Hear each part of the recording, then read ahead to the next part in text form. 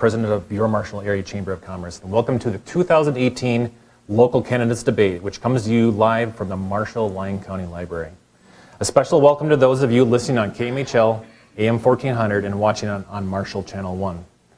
Our thanks to KMHL, the Marshall Independent, and Marshall Channel 1 for helping us share these debates with the residents of Lyon County. Our first panel features the only campaigning candidate for the Lyon County Sheriff race, Eric Wallen. We will give Eric 5 minutes to present an opening statement, and then we'll leave 10 minutes to answer any questions from the panelists and the audience. Our panelists are Dan Pollock, News Director for Marshall Radio Broadcasting, and Mike Lamb, who will be here any time now from the Marshall Independent. If you have a question for Eric, please take a card from Tara. She will gather your questions and deliver them to the panelists, who will select questions of general interest and relevance to this election. Our timer will give you notice when you are running out of time, and our timer tonight is Lauren. And now let's meet the candidate. Now running unopposed for County Sheriff, as I mentioned, is Eric Wallen. Eric, you will have up to a 5-minute opening and then 10 minutes for questions with up to 90 seconds to respond to any questions. Eric, you may start with your opening statement. Great, thank you. I appreciate Chamber giving me the opportunity to come here and speak to you all tonight. And I appreciate you all coming to listen as well. It's, I think, a good, important thing that people are educated in any election, as each vote's very important. But as Brad said, my name's Eric Wallen. I was raised on a farm north of Minneota, graduated from Minneota High School, and then after that, Alexandria Technical College. So I began my career in law enforcement in 1998 as a part-time correctional officer with the Lyon County Sheriff's Office. And I was still in school at that time, working part-time. I commuted home every weekend to work in the Lyon County Jail. And as a young person in law enforcement, I was more than happy to make that commute each weekend because I wanted nothing more than to work for the Sheriff's Office. But over my 20 years of experience and time in there now, my passion for public service hasn't wavered. I've now been promoted 3 times since I've been with the Sheriff's Office. I was promoted from a correctional officer to a deputy, and then from a deputy to an investigator, and then from an investigator to my current role as a sergeant, where I serve second in command behind the sheriff. Some of my responsibilities are to manage the day-to-day operations of the office. I manage our 911 dispatch center, and I work with other partnering agencies with our office. I also value continuing education, and because of that, I went back to school on 2 separate occasions to enhance my education. You know, I noticed that the practical experience and training that we receive as a law enforcement officer really doesn't prepare a person to manage and lead an office that has a multi-million-dollar budget, 50-plus employees. Well, that's why I decided I need to go back to school. I want to enhance my education. I went back and graduated in 2004 with a law enforcement administration degree from SMSU. And then more recently, I went back again and obtained a Master's of Business Administration degree from SMSU's Graduate Studies program. Graduated in 2018, this last spring, with that degree. And the reason I did this is because I knew someday the sheriff was going to be retiring, and when that time came, I wanted to be prepared to effectively campaign and promote myself for that position, and if elected, I wanted to ensure that I would be successful. I have the 20 years of practical experience, but now I also feel hopefully I have the educational background to make me successful. Aside from work, my family and I live here in Marshall. We've been here 18 years, and I like to be very active in the community. A few things that I'm involved in is the Marshall Area Youth Baseball Association Board. I'm a board member and also a volunteer coach in that organization. I'm also a 2-term board chairperson and current board member with New Horizons Crisis Center. I volunteer at the United Way from time to time, and then I'm also a member of the Rotary Club and the Lions Club here in Marshall. So again, thank you for coming, and I'm willing to entertain any questions y'all have.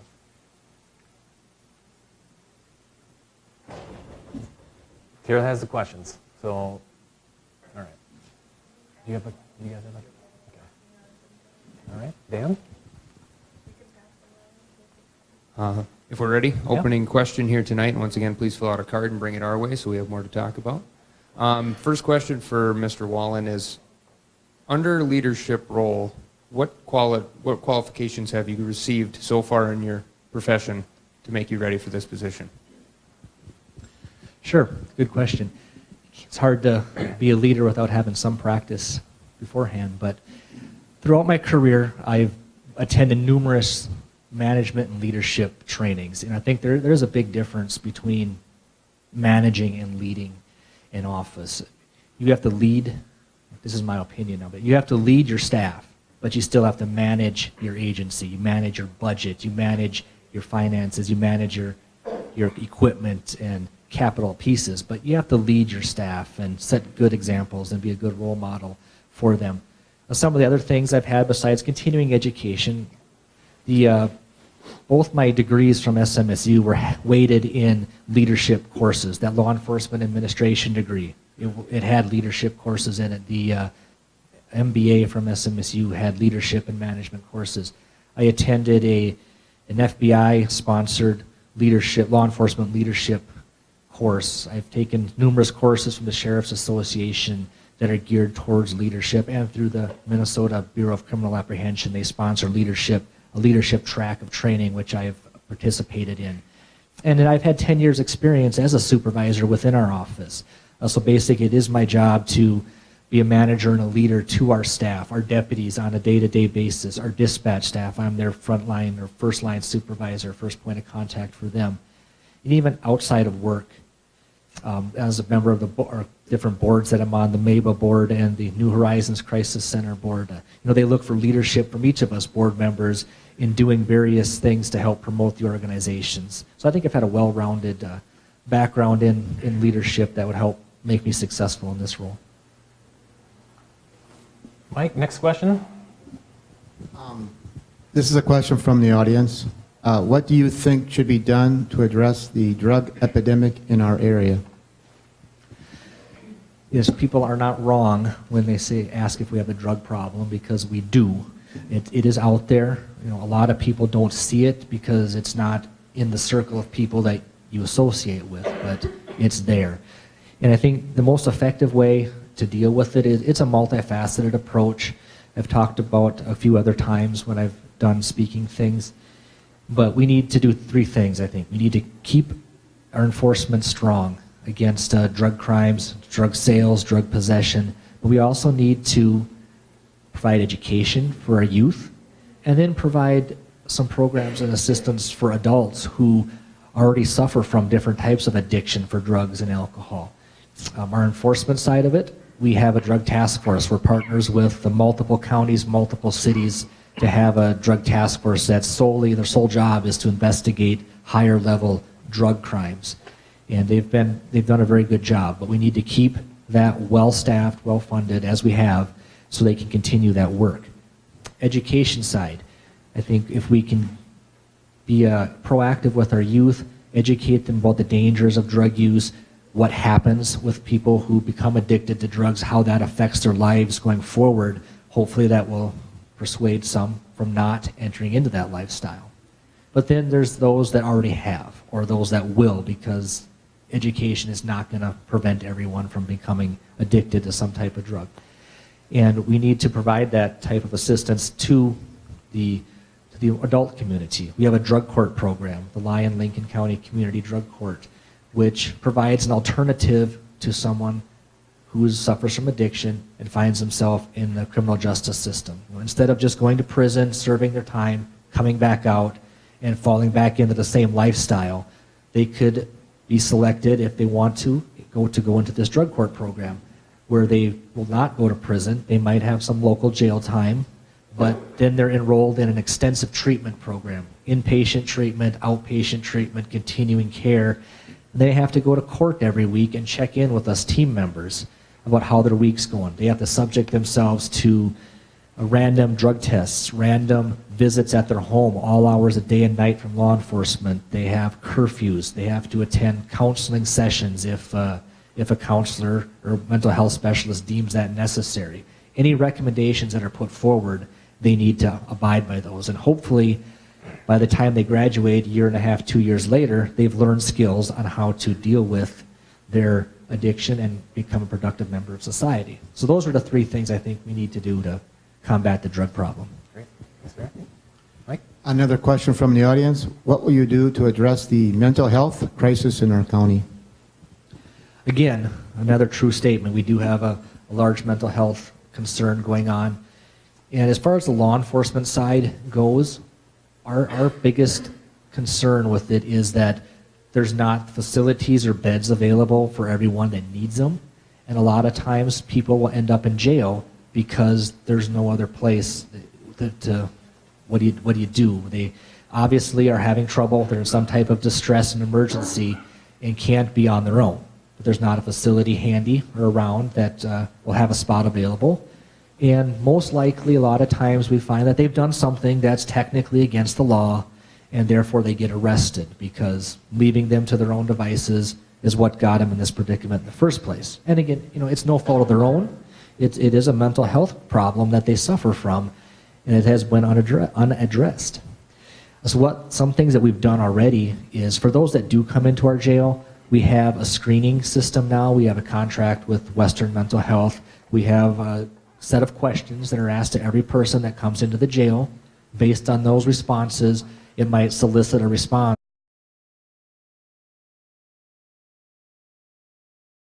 Visit with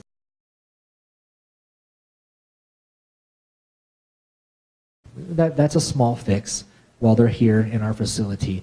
But there's also the bigger issue of, on the state level, what to do. And I was just at a meeting last week with some other partners, some from the hospital, from Western Mental Health, from the city police, from probation, and we talked about that. And one thing we all agreed on is that we need facilities that will take someone who maybe has violent tendencies, who's addicted to some type of drug or alcohol, who maybe has pending criminal charges. A lot of places will not take someone who has pending charges or is already in our jail if they happen to have a mental health emergency while in our jail. A lot of places don't want to take them because of that. So that's something that we need to work on, and I think that's probably a bigger project than we can handle locally, but hopefully, as sheriff, we could use that position to talk with our state level partners, the legislature, senators, to work towards a viable solution. Great. Thanks, Eric. One more question already in your... This one's still from the audience. How will your position or duties change if you are elected as sheriff from what they currently are? Yeah, I will have some change in duties. Right now, I have a mixture of management or leadership and actual patrol and police work. But as sheriff, that's going to probably mostly become 100% as a management leadership role. And the police work is left to the sergeants and deputies, investigators that we have on staff. My job would become very much more of a making sure our budget is set, making sure we're following the budget, and that we're pairing bigger ticket projects like promoting our switch from our current dispatching and telephones to our next gen 911 system that will provide more information to staff, partnering with the other law enforcement agencies and providing collaboration to have those pieces of technology in and share them so it saves costs. So it's really going to become more of a management role. I would like to still have the opportunity once in a while to get back out in the patrol car, come in on a night shift once a month or something to that effect, just because I don't want to forget where I came from and what our other staff is still going through. I want to make sure that I stay in touch with that.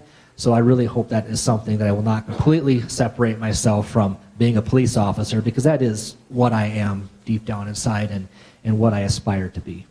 Great. Well, thanks, Eric. So this concludes already our time for the county sheriff race. And Eric, thank you for participating. Good luck to you. And remember that Eric is the only campaigning candidate at this point. So we'll take a quick, short pause for the next panelists as the next panelists take their places, and we'll resume with the panel for the Lyon County Commissioners next.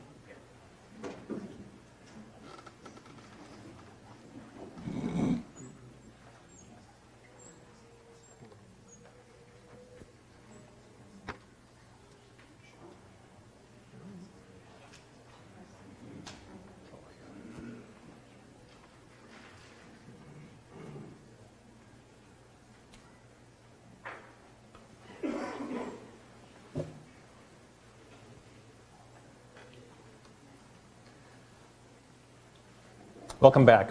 We'll now hear from candidates for Lyon County Commissioner. We'll start with questions from the audience and media panel, then closing statements of 2 minutes each. Again, our media panelists are Mike Lamb and Dan Pollock. If you have a question for one of the candidates, please take a card from Tara, and she can get the cards over to Dan and Mike to ask questions. We have 3 candidates for Lyon County Commissioner. In order to give more time to tonight's contested race, Paul Groutman from District 3 will not participate. The candidates in District 2 are Steve Ritter and Al Cruz. Candidates, you'll have up to 90 seconds to respond to each question, and you can take less if you'd like. Please be alert for our timekeeper, Lauren, who will signal when you're down to 30 seconds, 10 seconds, and then when you're supposed to be done. We'll rotate the order of speaking in order in which you are seated. So Steve will have the first answer for the first question, Al will have the second question, and so forth. Panelists, your first question. What can we do to spur economic development in the county? I think Yep. I've thought about this often. It's one of our biggest challenges is to get the legislature to quit mandating put more mandates on the local units of government without funding it, and also the legislature having so many regulations that it's easier for the businesses to go to South Dakota or North Dakota, where they're a lot more business friendly. I looked up the census, and we are experiencing the first decline in population since 1990. That probably means a couple of things, a loss of jobs and a difficult housing situation. Economic development, and I've talked about this for years, we need high-speed rural broadband. I've talked with a lot of people who live out in the country or want to live out in the country, and high-speed rural broadband is a real problem. We live 5 miles out of town, and our internet sucks, literally. You can say you have 4Gs, and it says internet disconnected. So one of the big things for economic development that we need to do that we have within our reach is to develop high-speed rural broadband. That has the possibility of bringing back millennials. We've seen it happen in Lac-Aparel County, where every household, except for the city of Madison, is wired with fiber optics. And they have people moving back. I talked to a woman who moved back to Dawson. She works from her home. She goes to the Twin Cities once a month to check in. And there's many more places like that. You go to the little towns. We have people moving back there. They're starting businesses. They're working on the internet. And so high-speed rural broadband would be a big draw to bring our people back. That, daycare, and affordable housing, and jobs that pay better than minimum wage. Okay. Dan, next question. This is one submitted by the audience. What can Lyon County do to better retain qualified employees? Al. Well, an increase in wages would be a big help. Too many jobs. I hear people saying, I've worked here for 20 years, and I have had a 20-cent increase since I started. And that's a detriment to retaining employees. My first job out of college was helping people find jobs. And a big thing with that is we need people to be paid commensurate for the work that they do. We need them to feel like they're valued at their employer. We need, excuse me, I had a brain lapse. What was the question again? What can you do to better retain qualified employees? Pay and working conditions are a big thing. We also need affordable housing. We've seen a situation where Sunrise Court changed hands and they're kicking all the people out. Affordable housing is hard to find in Marshall. It always has been. I went to college here. and we rented places. It has always been hard to find affordable housing in Marshall, and so we need to develop some affordable housing for people to live in, quality housing. A lot of the housing that is available is substandard, and that would go a long way. Great. Steve? Well, Lyon County is not any different than any other entity for retaining employees. And we have really good people working for the county, and I think they're paid for what they do, and I appreciate that. And to go, you just don't throw money at people and just, they need to be rewarded, yes, but they also need to be, they need to earn that.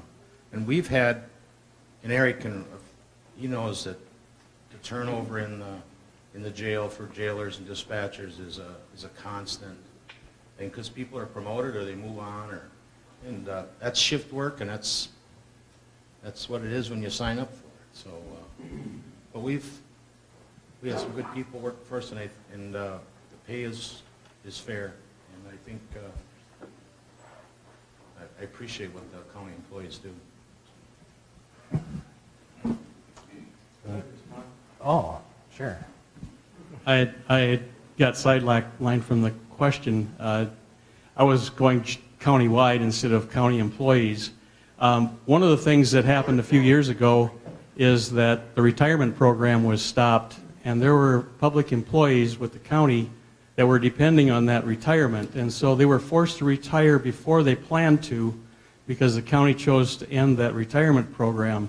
Now, the money, contributions from the employees was put in the fund, but the county failed to keep up with their obligation, and that was a big reason why the retirement program was stopped.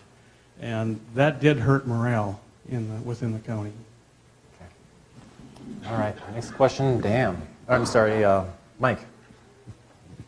This past month, Minneota's had to come up with a plan to deal with their ambulance services.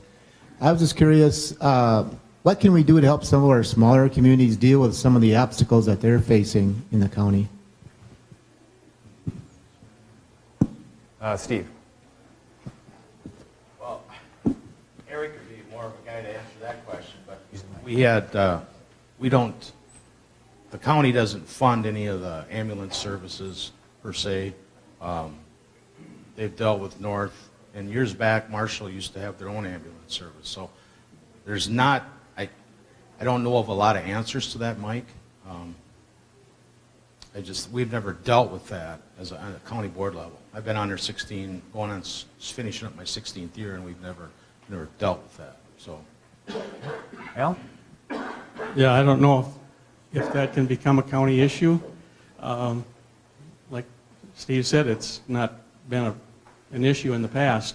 I just want to remark that I feel kind of like a minister up here, and I think Steve does too. All the seats in the back are full, and the ones in the front are empty, and the people that are walking in are looking for folding chairs to drag into the back. So, but again, I don't know what we can do about that issue. It's going to take some more. I think it's going to take some direction from the state, possibly. Okay. Once again, if you have any questions, Tara has note cards. Feel free to wave her down and then get the questions over to Mike and Dan. Next question. So running for this position, you obviously think you can help in some way. What are maybe some issues that you have seen or noticed that you believe you can help in or with if elected? Al? Well, the mental health issue and the drug addiction issues are top. High-speed rural broadband is so important, not just for our individuals, but for businesses, for people wanting to stay competitive in the 21st century. High-speed rural broadband is the rural electrification of the 21st century, and I believe that the government needs to play a role, just like they did in the 1930s, because private companies don't see a profit from extending that benefit into the rural communities, so we need to take some action and make that happen. I know that the county has been involved in a study and I'm not sure exactly where that's going to go, but we need to lobby the state legislature to provide funds. A few years back, the legislature was toying with $100 million from the surplus, and they managed to slim that down to $30 million, and for which they had over $60 million worth of applications. But that is a real problem in the rural areas. It's not just Lyon County, it's all across rural Minnesota. And we need to fix that. And that's one thing that we have within our grasp that we could do something about. Okay, Steve?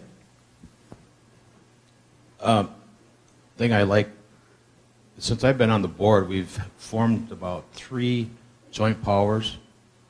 Currently, we have Southwest Health and Human Services, which is a 6-county joint powers.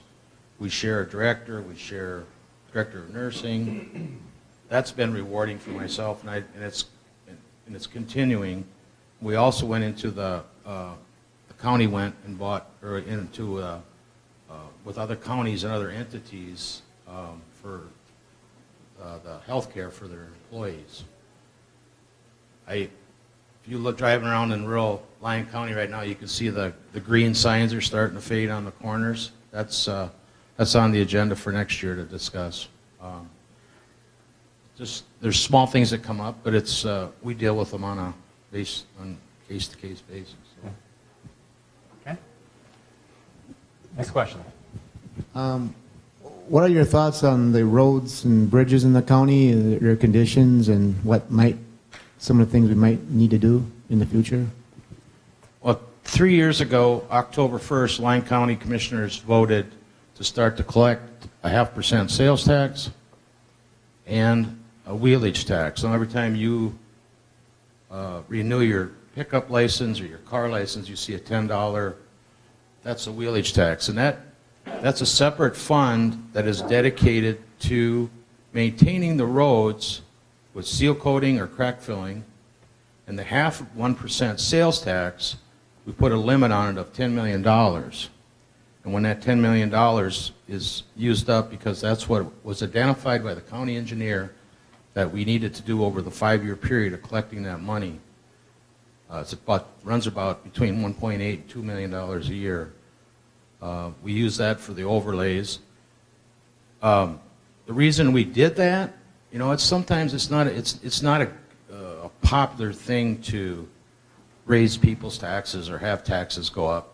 But we had a number of public hearings, and there was a number of people there, but everybody that I talked to on the street was in favor of maintaining our infrastructure.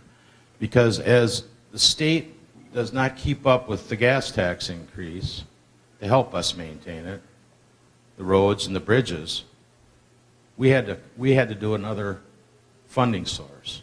And us 5 county board members, we had a lot of discussion on that, and my time is up. So we're on the right track. The bridges are being identified, and there's one on County Road 7 that's going to be replaced next summer when that J-turn is put out there. Al?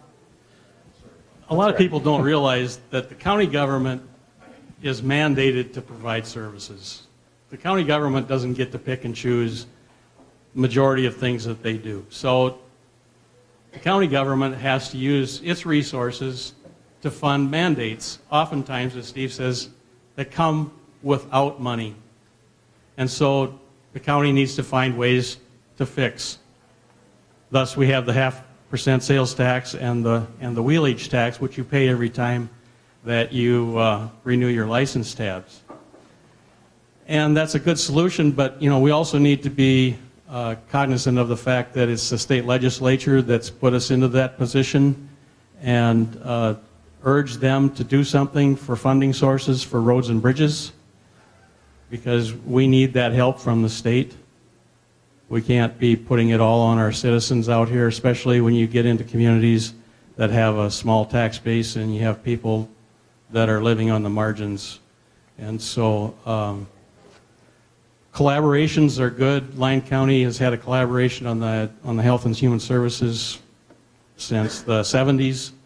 And the Lyon County Library Board has been in existence since the 30s. And so we have a history, long history of collaboration and doing things together for the benefit and the general welfare of the people. And we need to keep doing that. Great. Next question, Dan. Next question is going to be a little more to the positive side. What do you think are some of the best assets that Lyon County has? The best assets of Lyon County are its people. And I'm talking all the people. I'm talking immigrants, I'm talking natives, I'm talking college students. One of the things that I've found really refreshing is that we've had some professionals go to school and come back and work with their parents in their businesses. We've had a tradition in Lyon County of certain names, the Lawajis and the, you name it, long-time farmers, long-time business people. And we need that to continue. We've been in a spell where our youth are our biggest export. They go to school somewhere else and they don't come back. And that's not just our problem, that's a problem in rural America. So we need to be doing the things that bring more people back. They are us. When Kurt Lawaji came back and is working at the eye clinic, I thank him every time I go in there. I'm one of his patients. My mom was one of his patients. Dr. Johnson, Bart is back. You name the people that have come back here from Milroy and around the surrounding area. But we need to encourage that to happen.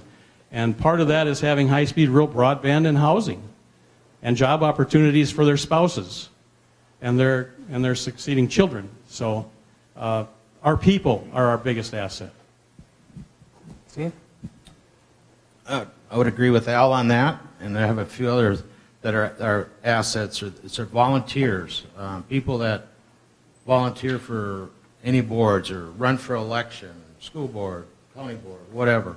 Those are people are huge assets, and my hat's off to people that want to throw their hat in the ring and run.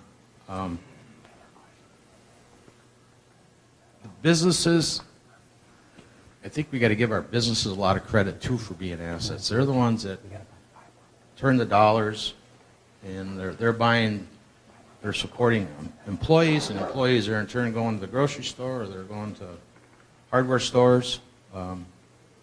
It's a big gamut. Okay, thanks, Steve. Next question.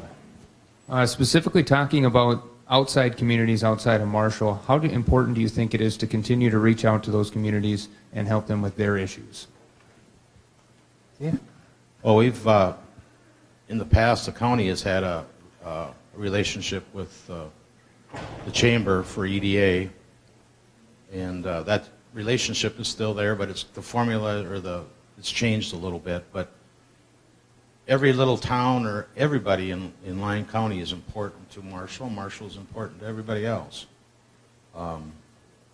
It's been fun to watch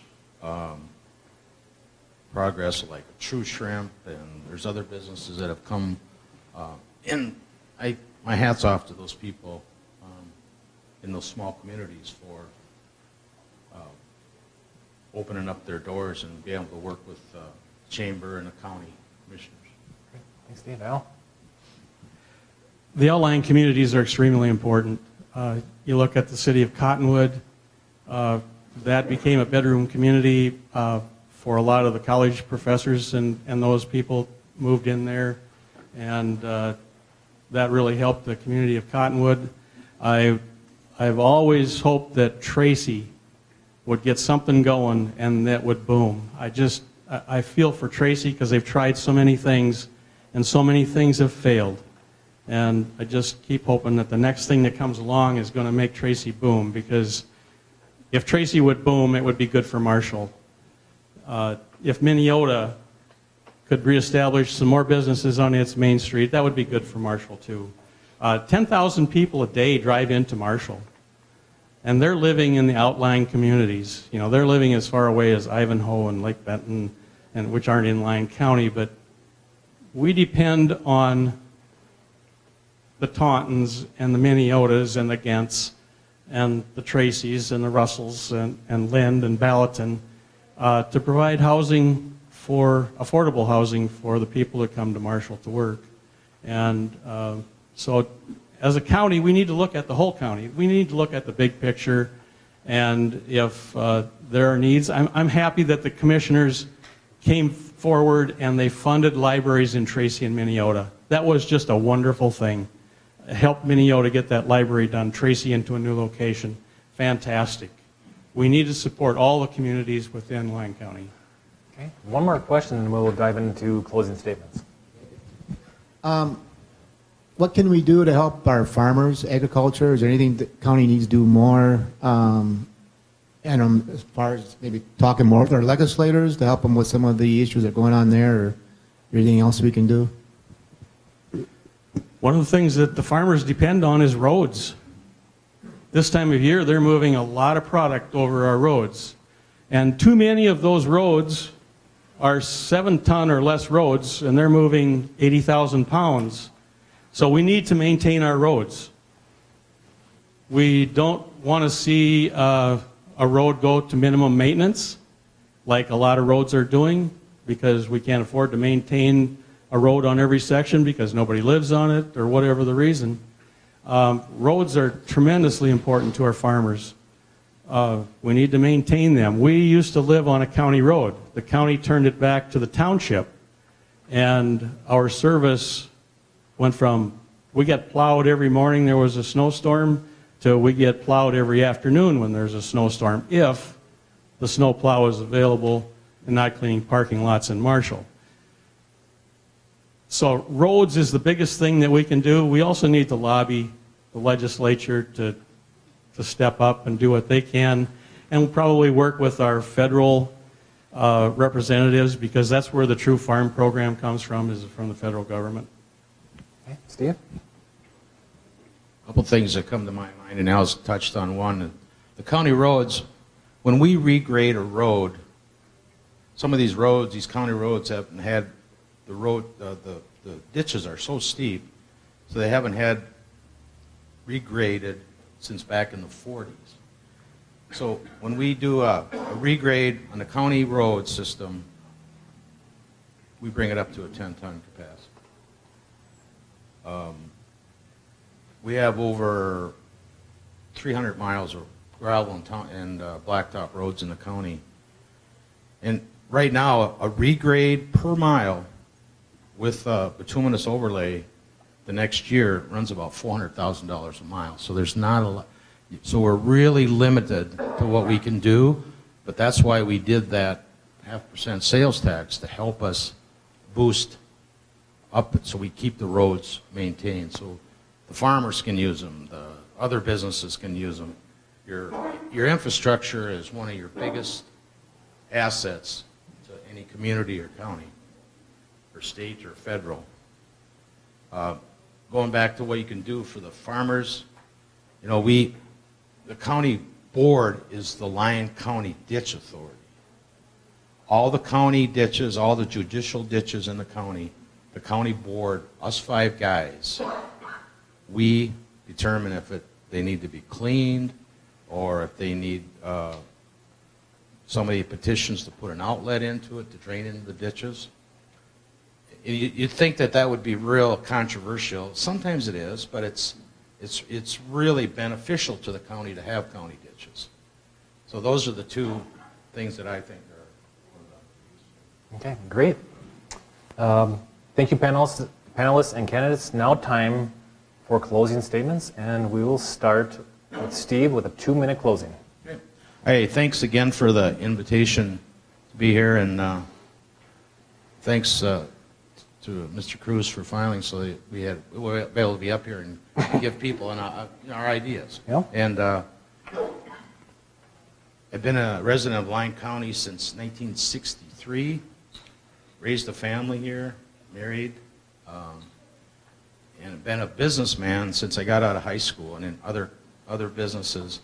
And I've really enjoyed working on the county board for the county, not only the district that I represent, District 2, which is Ward 2 and Lake Marshall Township, but I represent people throughout the whole county. And I would appreciate a chance to serve another term, and I would hope you would vote and support me on November 6th. Great. Thanks, Steve. Al? A lot of people, when they run for an office, come in with a beef or a, that's not the case. I'm not here to complain about what they've been doing. I don't have a beef with Steve. I consider him a friend of mine.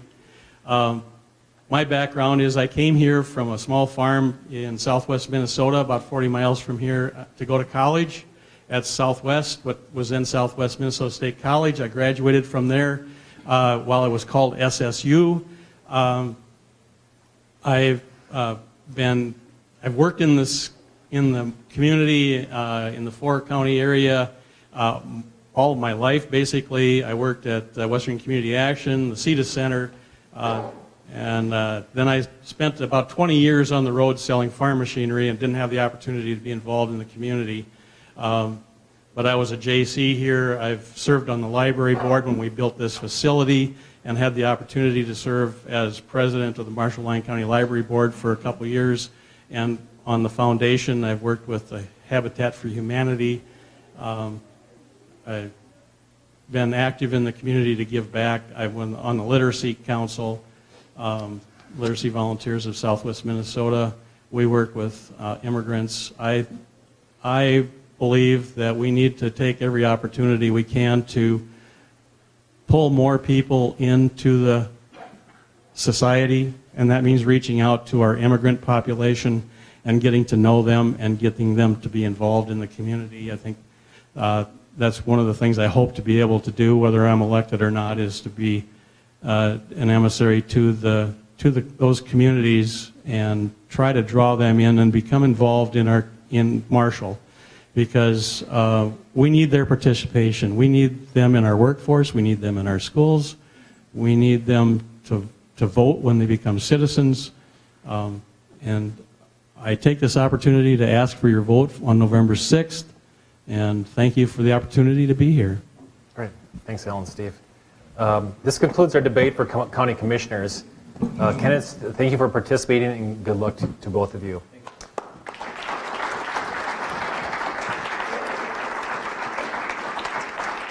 So we'll now take a short pause as our next panelists will take their places. We'll resume with the panel for Marshall City Council in just a bit.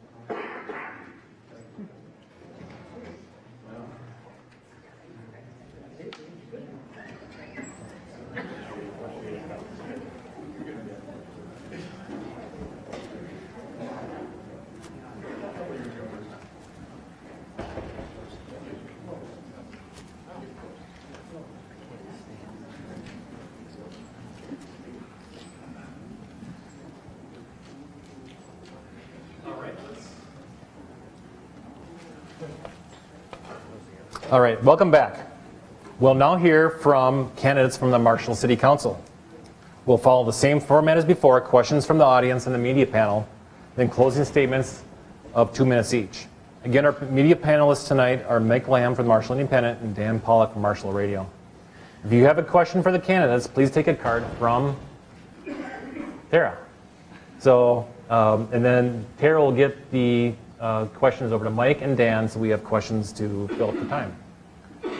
We have 5 candidates for Marshall City Council. However, Mr. Donald Edblum actually called me today, and he's got a terrible cold, so he won't be joining us tonight. So running in Ward 1 are John DeCramer and Donald Edblum.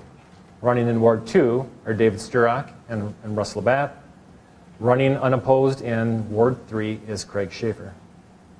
Candidates, you'll have up to 90 seconds to respond to each question, and you can take less if you'd like. Please be alert for Lauren, our timekeeper, who will signal when you're done, down to 30 seconds, 10 seconds, and 0 seconds. We'll rotate the order in which you respond. Panelists, your first question.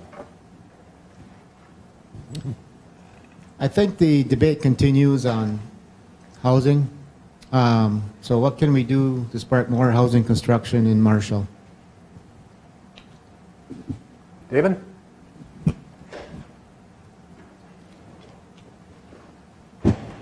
Thank you for the question. It's very timely. We heard some good discussion from the county commissioner candidates about this. It is a countywide issue. It's a region-wide issue. In many ways, it's a good thing because it means we have an economy that produces jobs, that needs workers. The question is, how do we align them and their needs with housing options? We have a very diverse housing market in Marshall. One of the things we need to be sensitive to when we talk about rental housing is an awful lot of the landlords are small business owners. They put their life savings into 2, 4, 6, 8 unit complexes.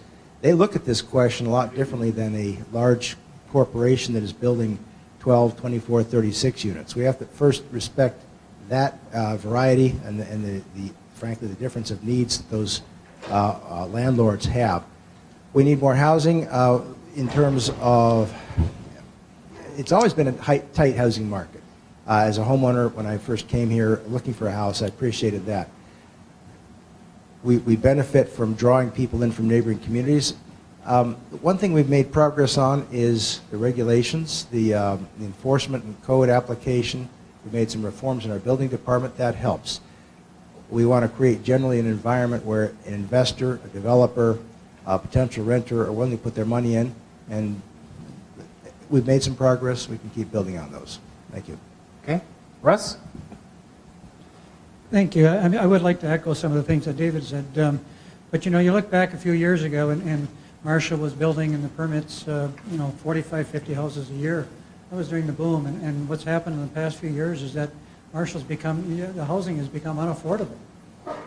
The commissioners made a reference to, I think it was Mr. Cruz that said we have 10,000 people that come into town every day. Where are they coming from? They're coming from Cottonwoods and the Minneotas and the Tauntons and even further, and because they can't afford a house in Marshall. Why is that? Why are houses so expensive in Marshall? I don't have that answer, but that is something that I think we have to take a look at. Are our houses, are they being overbuilt? Are they being, are products too expensive? I don't have that answer. We have enough apartments. I'm currently on the Planning Commission, and we recently approved an additional apartment complex. I voted against that apartment complex just because of the location. I think there was a need for additional apartments. I think there was a need for additional housing, but again, I just didn't like the location. Okay. John? And then if you could have the microphone as close as you can without... Okay, we'll give this a try. Okay, there we go. All right. That'll work. Thanks, John. Well, I do chair the board for Minnesota Housing Finance Agency, so I do see this housing need actually throughout the whole state. So one thing, Marshall is not unique. It's we do have this issue pretty much all over the state. Workforce housing is an issue, and like Russ said, the cost of housing is part of it. The actual construction costs are part of it. What the city has done already in trying to help that out, we have initiated a tax abatement program that is now in effect, and it goes on through 2022, the end of 2022. We are working, we did work with the apartment owner to try to help out to bring an apartment complex in by giving them TIF dollars, which part of that is a requirement that 21% or 20% of the apartments need to be affordable. So we are trying to do it, but what really do need is basically people that have the ability to build a house and need to start doing the construction. So. Craig? Thank you. And I think that one of the things to recognize when we talk about needs for housing in Marshall is there's a real variety of need, and it's based on the desire or expectation also. There's a number of different groups of folks. There's the young singles that are looking for one aspect of housing, and then I think one of the big needs that I think we're really filling with the proposed new development that Russ referred to, the 107 unit proposal, is transition housing. And the Board of Commissioner candidates talked about the return of the millennials, and we're noticing that, and I think that's a real positive piece for Marshall and the area. But we need a place that is kind of that in-between. It's in between a basic apartment that you'd expect when you're college or single and starting out on your first job, and then the family home, your first home purchase. And we need that transition piece, and I think that's one of the big needs that proposal would fill. And I think the other part of that is the fact that there are going to be 20% of those that are income-based, and I think that also helps with some of the other needs. So I think we need to continue to support the property owners and the rental property folks that we have now, and to encourage the new development and make it smart development. Thank you. Great. Dan, next question. This question is from the audience. What can the city of Marshall do about its current debt? Russ.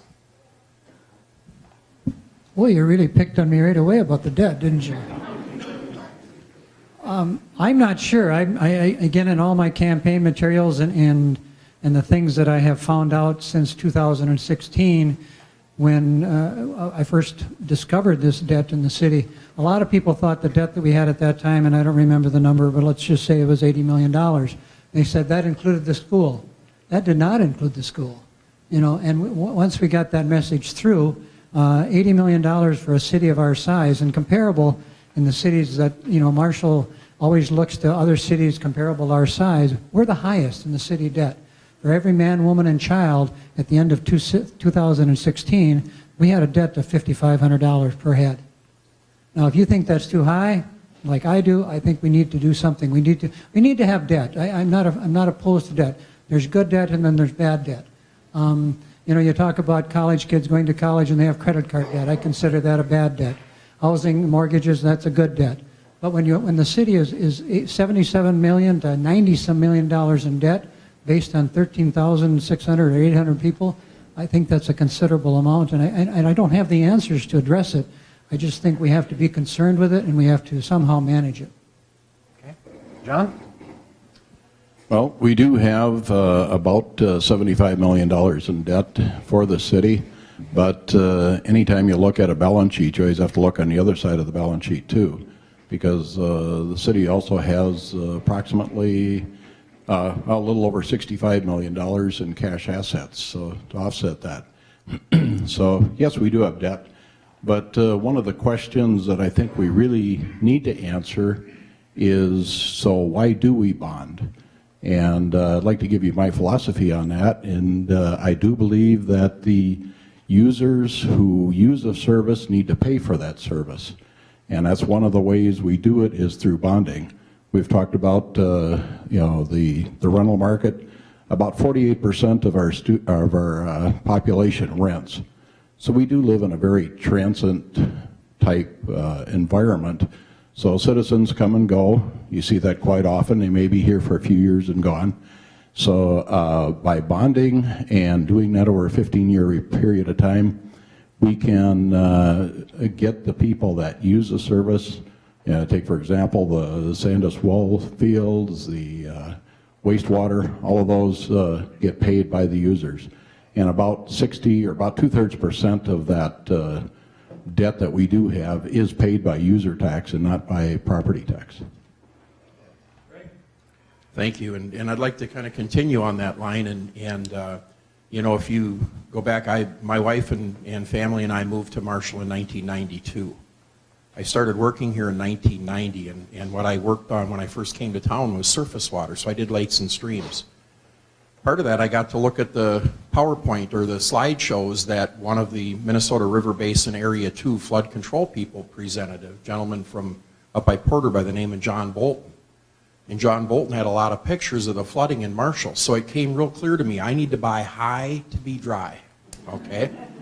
So we were bankrupt technically when we came to town, so I had three provisions that we needed: affordable, livable, and high. And we found all three. And luckily have been dry ever since. But I've also been in town through some of the big floods. You know, we remember the floods in '92. And we remember the floods of 2007 and a number of others. And a lot of the infrastructure, a lot of the debt that we carry, we had some flooding again this year, but it was substantially less than it could have been. And that comes from infrastructure. And a lot of the projects that we do, it's not just street overlays. The Saratoga out here is a prime example. We have to put all the pipe underneath that to go along with that. So a lot of the debt we carry is just like John said, it's paid for by the users, it's user fees, it's not taxes. That's development, that's security, and that makes this community a safe and livable place. Great. Thanks, Craig. David. This has been a particular interest of mine during my 4 years on the council. I've initiated a couple of things in terms of public awareness, education, frankly, a better understanding by us as elected officials. We have detailed information about the city's bond levies posted now for public information on our website, and I think we need to do more with that. Among other things, part of the education process is making clear the turnover. It's one thing to talk about, it's about 75 million now, but about 60% of that gets retired over the next 5 years. And occasionally, with bond rates, interest rates continuing to be low, we can take advantage of early payoffs. And we do that about every couple of years, depending on the particular bond issue. Those go to important things. You know, July 3rd was a really difficult day for our community, but it would have been unspeakably worse had we not spent a lot of money paid for, the capital projects paid for by bonding over, the last 40 years for surface water management. We don't have to worry about ice storms and knocking out our utility lines because those are buried. Those did not come cheaply, but those were good investments, and they pay their worth every time we have an event of this sort. The other thing I initiated, this is still in fruition, but our consultants are getting the final proposal together, is a long-term financial management and debt management plan, which allows us to better figure out, forecast, time the retirements of debts, align those with surface water revenues and expected capital needs. So there's progress on all of these, and I look forward to continuing that. Great. Thank you. Mike? I got a question from the audience, and I can tell there was a lot of thought went into this question, but it's quite lengthy, so I'm just going to boil it down. We have we're getting a very diverse amount of people in our town or our community. So are we representing everybody, not just, long-time residents, but newcomers and along those lines? Oh, sure. Give that to the old white guy on the council. So that's a comment I made in my talk with Dan. So, yeah, well, I'm older than you are, so okay. But I guess, yes, we try to be. However, that was, if any of you noticed, I waited till pretty much the end of the filing time to file for myself, because I did go out and have some conversations with other people trying to recruit a few other people for this that preferably we really need to do is have some females on this council. We need a variety of other people. I think the council does need to look like the community, and there's a fair amount of gray hair. So I think that's one of the things that I'd like to see in the if I would get reelected, is to just work with the various groups and really try to recruit other people to come into the council and step up and take that. We've got a lot of good people out in the various boards and things, and they are ready to come on. They could. So. Thank you. It's a tough question about community involvement, and we are fortunate to have a lot of diversity in the community, and the diversity, I think part of it's a lot of small pieces. We talk about sidewalks. Do we maintain sidewalks in our neighborhoods? And we've had a lot of discussion about that this year. And sidewalks, to me, make neighborhoods, and then neighborhoods make the community. And so we have diversity in our neighborhoods, and the more we have people out and about, and that mingles, it's great. I go to the stores, and I'm very encouraged by the diversity that are both shopping and now working in the stores, and that's extremely encouraging. And We have over 100 board and commission positions in the city, and we're starting to see a lot more diversity, and we encourage that diversity. So I think we're stepping in that direction. But I think, again, it's inclusion. We have to make sure that people know that they're welcome in the community, and then try to figure out how to get them involved, because it takes a willing heart to come into the community, and then it takes a slot. We have to make them feel welcome and feel open. And you look back at the history of immigration in the United States, and with the expansion to the West, and we think back about some of our European ancestors and how they were received, and there's a lot of parallels to that. And when you look at how those problems were solved and how that grew, we need to look back and learn from that, do the things that worked well right, and do those again, and make sure we don't repeat the mistakes. But I think it's about inclusion. It's about being a neighbor and being a community member. Okay, David? You don't have to be an elected official to understand this. And I see it on my son's soccer teams, their teammates, their schoolmates, the students I have at SMSU. They come from different backgrounds. They're not from around here to start with. And I get to talk with them, the students at least at SMSU, and what they're interested in. And I look at them, and I look at the soccer players, and say, okay, I want y'all to be, never mind being on the planning commission, as important as that is, I want y'all to be workers here, homeowners, parents, workers, I said that, taxpayers, community volunteers, and then in time into the leadership positions. And leadership positions tend to be backloaded in age terms. And the gray hair up here is not just by chance. That tends to be a matter of time and opportunity costs. So when those youngsters are gray, I want them to be up here. How do you get them there? First, frankly, you have to ask. It's sometimes not any more complicated than that. One little project I undertook during my campaign was to draft a particular message to the residents of a neighborhood which is pretty heavily ethnic, and is mostly Somali and some Hmong and Karen, trusting on the accuracy of Google Translator to get the message from printing it in both English and Somali. And I got this little boy at one door who looked at that, and he was reading it, saying it out in spoken Somali, and he said, oh, you're he's trying to find the right word, the hometown guy. And I said, well, I'm on the council. I said, okay, I want you to be on my seat, or the seat, whoever wins here today, I want you to have that seat in about 25 years, so let's work on that. Okay, thanks, David. Russ? Thank you. I would echo about what everybody else said. I'll just give you an example. I've been fortunate to be one of the co-chairs of Sounds of Summer for the last 10 years because nobody else wants the job. But 2 years ago, we had a gentleman come to us when after Friday Night Lights had some issues, and they said, we'd like to hold a culture fest on Friday night. I said, great, let's do it. They held the first one 2 years ago. Unfortunately, about halfway into the event that night, we got severe thunderstorms and lightning and everything, and we had to shut them down because of the young children out there and things like that on stage. We just didn't dare take the chance. But believe it or not, in that first year, what did we expect? We had no idea. We had about 200, 250 people down there, and they were all minorities. How many white Americans were there? Very few. Very few. I hate to say that.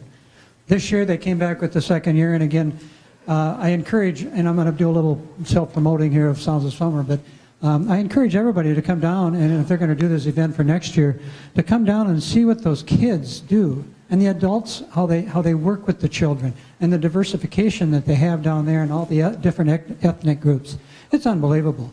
I had 2 or 3 calls after the celebration this year, and they said, why can't you hold that as part of the Saturday night's event so you have more people seeing exactly what these people are doing in our community. Yeah, we can talk about getting them involved in commissions and boards, and I agree with David. It's hard because of the language barrier, but I currently sit on the Planning Commission, and we're 3 members short.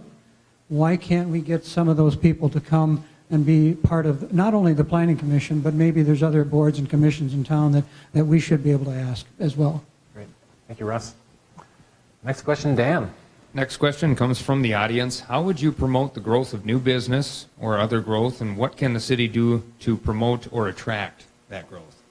Thank you. Good question. Well, it's a lot of it is trying to make the community attractive. It's having the infrastructure to support it. We're doing that with new business that wants new building development. We've developed out now the next phase of Commerce Park, so we have shovel-ready sites to go there. We have a few open spots left in the current one.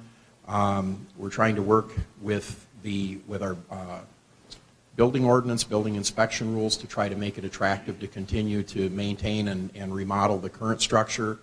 I think we've been very fortunate with the owners and investors in our Main Street to keep that going, and I think that it's pretty warming when we go. There's other towns in the area that people like their quaincy Main Street and say that it's cultural and attractive, and I go there and I agree. And then I come down our Main Street and I think our Main Street is cultural and attractive. And so I think by just continuing to support these businesses, there's a lot of number of new endeavors, and I think we need to support that. And then I think we need to make sure that we maintain an opportunity to have a workforce. And I think one of the big things I hear about is workforce, and that's housing, and just all the amenities that go with it that make this an attractive place to both live and work. So it takes both. It takes the business and it takes the employees. And then we as a community need to figure out how to continue and embrace and encourage that. And there's a lot of different pieces to that question. So thank you. David?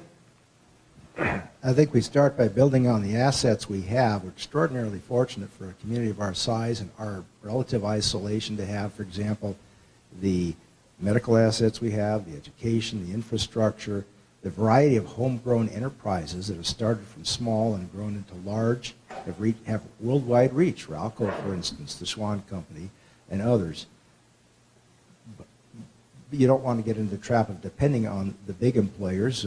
Fortunately, we're much better off now than, say, 10 or 15 years ago because we're less dependent on any one employer or any one sector. It's astonishing to me that we have become a major logistical distribution warehousing center with the development we've had in our industrial parks to the north, and we have no continuous four-lane highway connection. It's like an immaculate conception or something. So if we can do more to build on those things, those jobs will get created. The entrepreneurs are out there; they're building their firms now. Part of it is an entrepreneur-friendly regulatory system. We've made progress with that with our building department. There's perhaps more we can do. We have a university. We have a lot of kids, and I get to know them, who probably aren't planning to spend their lives and their careers in Marshall. Many wind up doing that anyhow, or come back after a time. And they will come if the jobs are there. If an attractive, well-balanced, interesting community. It's may I respectfully say, in 22 years, we have more going on here now than we did then. It's a more interesting place. We build on those assets, and I think the success will come. Okay. Russ? I had the pleasure of serving on the Marshall Downtown Business Association for a number of years when I worked at the newspaper. And one of the things we consistently heard every time at one of those meetings, and we held them just about every month, was, oh, I didn't know that business existed. Oh, I didn't know that business was down there. I mean, people and the residents, and there was a seminar, I believe, a few years ago, and maybe it's more than a few years ago, and they said you have to start building from within. You have to let the people know in town what you have. In the council meeting the other night, and I had the opportunity to listen to it, and I believe that our city administrator, Sharon Hansen, said there's 3 new businesses on 3rd Street that just opened. I mean, what are we doing to help those businesses? What did we do to help those businesses? I agree with David, and I think we've gotten better at our building requirements and some of our things coming out of the engineering office. I think that's gotten better. I still think we have a little ways to go to help promote positive growth in the retail sector and also in the commercial and industrial sector. Just to go back, what can the city do to help facilitate economic growth in the community? And really that comes down to all kinds of different areas. We have to be flexible enough to work with each business of what they need. Every business that comes in here that we get a chance to talk to has a different set of needs, different set of desires of what they want. We need a building site, like we talked about. We're getting the commerce site going.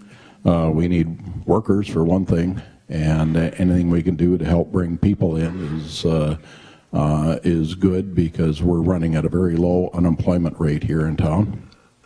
We need housing. We've talked about that before, because we need a whole range of housing, from really a good trailer court on up to the higher end apartments and homes. We need the amenities, and we've really been working on that, getting those out and going so people have things to do. And we need the goods that people want when they come in here, whether they're different ethnic backgrounds or whatever. Like Russ talked about, different business on 3rd Street.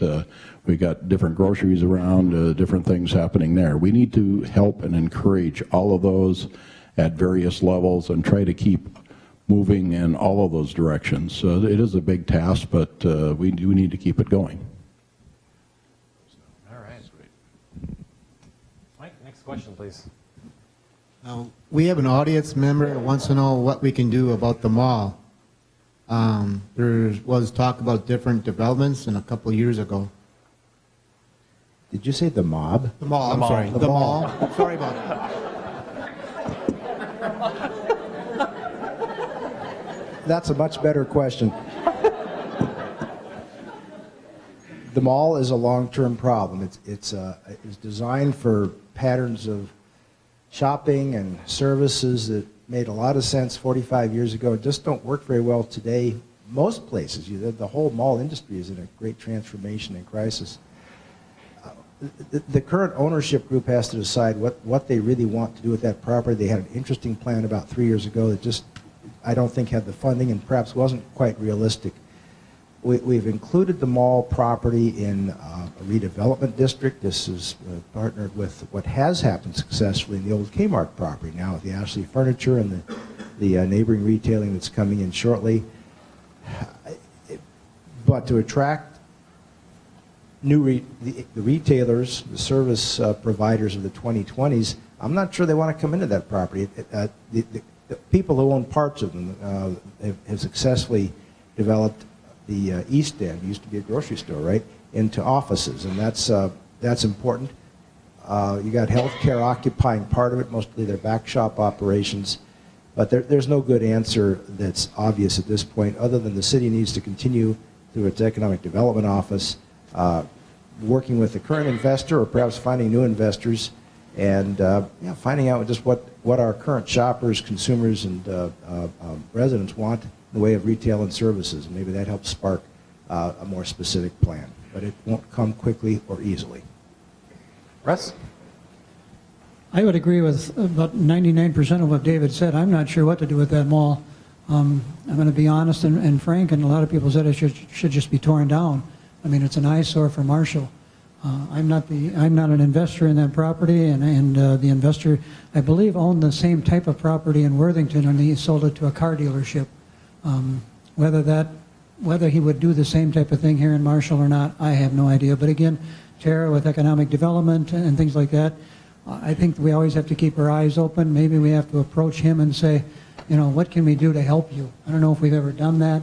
Maybe we have, but maybe we have to make contact with him again and just say, what can we do to use that? When the school moved out of there, when ACMC moved out of there, it really lost its life out there. There's really, and Big Stone is out there, but there's really no reason to go out there right now, and that's what's sad. Could the school district use it for something again? They're going to be faced with their own issues. Could the university use it? Could the city use it? Could another developer use it for something else? I don't have any of those answers. John? Well, I think you're going to hear probably about the same thing here. There isn't a lot we can do because you, first of all, need to have a willing owner to do something. There are 2 owners out there. One part of it is being kept up pretty well. It's got some good offices, it's got some activity. But the rest of it, the building, is really very questionable. We have had talks with the owner as far as what the owner would like. He'd like somebody to come in and help him out with a bucket load of money, and that's not going to happen from the city. So it really is a little bit of a standoff. He's got to decide what he's going to do, and it is his property. He's got to see what he can do to develop it and get his investment back out of it. So. Thanks, John, and I guess I'm going to be kind of a chicken and take the short way out. I really don't have anything to add other than, it really is an issue. We think about it pretty regularly. It's an issue for more than the city, just based on where it is, that the owners floated up a number of options. You know, the city engaged in some of it with TIF and some proposals, and like John said, it takes a big bucket of money, and it's not small bills. So there's not a whole lot of option there right now, and hopefully something can get spurred, but it's tough. Those are tough buildings to work with. Maybe there's a need that it'll fill down the road. I don't know, but it really gets down to cost benefit. And so I'm not a developer. Great. That's great. Next question. The city put forth quite a bit of money to help build the Red Baron Arena. There's an issue with parking out there, and now there's been talks of a hotelier coming into town and building out there finally. How important do you think it is for the city to help out with that hotelier in establishing not only their business, but then helping expand the parking lot with Red Baron Arena so they can further the business and work they do there? Russ. The parking, I think, will be an issue. I know that that has been addressed numerous times. What I find really curious is that when Menards first came to town, the city council made Menards build their parking lot considerably larger than what Menards wanted. There's enough parking spaces out at Menards. Now when the Red Baron Arena was built, and I'm not lying, and I think all of you have maybe experienced it, you cannot have your wife or significant other or somebody get out of the car when you pull into one of those spaces. The spaces are too tight. The people at the city engineering's office have told me they have to redesign that parking space. As far as the hotel and the city helping them, I have a couple of different thoughts in that. My first thought would be, I think we have to the city has to take a survey of current occupancy rates or occupancy percentages at the current hotels, not including Cambia, not including Granite Falls and things like that. I think you just have to look at Marshall. Should the city be involved in helping financially with a hotel? I don't know that yet. If that's the case, maybe did the city help the Sleep Inn? Did the city help the other hotels? I don't have that answer. I don't believe they did. So I have mixed emotions about that. I think maybe, like we do for industry, acquiring the land, maybe putting in the infrastructure, but actually giving them money to build the hotel. I think if there's a need, the private developer should fund the hotel by themselves. Okay. John? I don't see any way that the city is going to have any financial interest in a hotel and helping out. Really, I don't see that happening. Like was said, we didn't on any of the other ones. We're really not going to do it on this one. Now, as far as parking issues, yes, there is a parking problem out there. Right now, it's kind of a good thing, but we want to get the activity out there, so that's good. But if there's something that could be cooperatively done with a facility out there that needs a parking space, and if we can do something at the same time and save some money on that, putting in a parking lot, I'd be interested in listening to that. But have any financial input into a new hotel, I don't see that happening from the city. Greg? Thank you. I have the pleasure of sitting on the Southwest Amateur Sports Commission board, which serves part of the Red Baron Arena and Expo, and yeah, parking is a huge problem. And that you can't understate that. You can't overstate it. It's too little space, and the spaces are too small. I'm not sure exactly what happened when the measurements went, but I know that my 2500 Dodge Ram doesn't fit in one. If I do, I got to go out the camper window. As far as working with a hotel developer, I think that one of the reasons that led us to the problem we have now is that there was going to be a simultaneous development on the initial plans, and a hotel developer was going in adjacent to the Red Baron Arena and Expo, and there was going to be shared parking, and that's what was all done in the conceptual drawings and an agreement. The purchase of the property for the hotel fell through, and so did that part of the parking lot. So the city was stuck. If we were going to build the Red Baron Arena and Expo today, and as a standalone, would the parking lot look like it looks now in the pavilion? No, it would look different. So the city has two options. We can either go on our own and build the lot, and there's some cooperation with our partners on Southwest Amateur Sports Commission to do that. But there's also a discussion to do shared lot with a potential developer, and it's in the initial stages. And I think we have to look at all options, and out of that way, what's best. But I think we need to leave all those on the table because we need both, or we need to do it. So we have to look at what's there, weigh those out, and make the decision when the offers are real. Okay. David? The parking issue and the hotel issue are closely linked. We had an investor group that the city, our economic development staff worked closely with. Very interesting proposal they came up with. It was, I'll say, unconventional financing, which would have required some city participation. The community made it very clear they didn't like that idea, and it became clear to us that what they were proposing was unrealistic, and it turned out even not allowed under state law. So we politely parted our ways. The current investor group, we understand, is not looking for city participation. The delay with them, I think, is acquiring a parcel of the property from yet another previous investor, and we hope that that comes to fruition soon. Once that deal is completed, then parking will be improved, which isn't much consolation if you're out there for hockey every night currently. But you know, the Red Baron Arena, I was a skeptic, but it has proved itself. The voters are very clear in the other direction, and they approved those 2 sales tax levies back in 2012, both for Red Baron and for the Merit Center. Since 2016, when it's been fully operational, they've had something like 100,000 people through that building. They're currently booked at about 320 or so nights per year. So it's a success, but we have, again, common theme here, to leverage on that success. We have to get the hotel in there. Also with that, with the hotel, what we're insisting upon is more a variety of meeting room facilities of different sizes to accommodate a variety of groups. So again, we build on that. Okay. One more question. Okay, yeah, one more question, and then we'll get to our closing statements. We had kind of a bad situation involving a large apartment complex during this past month. Question is, does the city need a rental ordinance?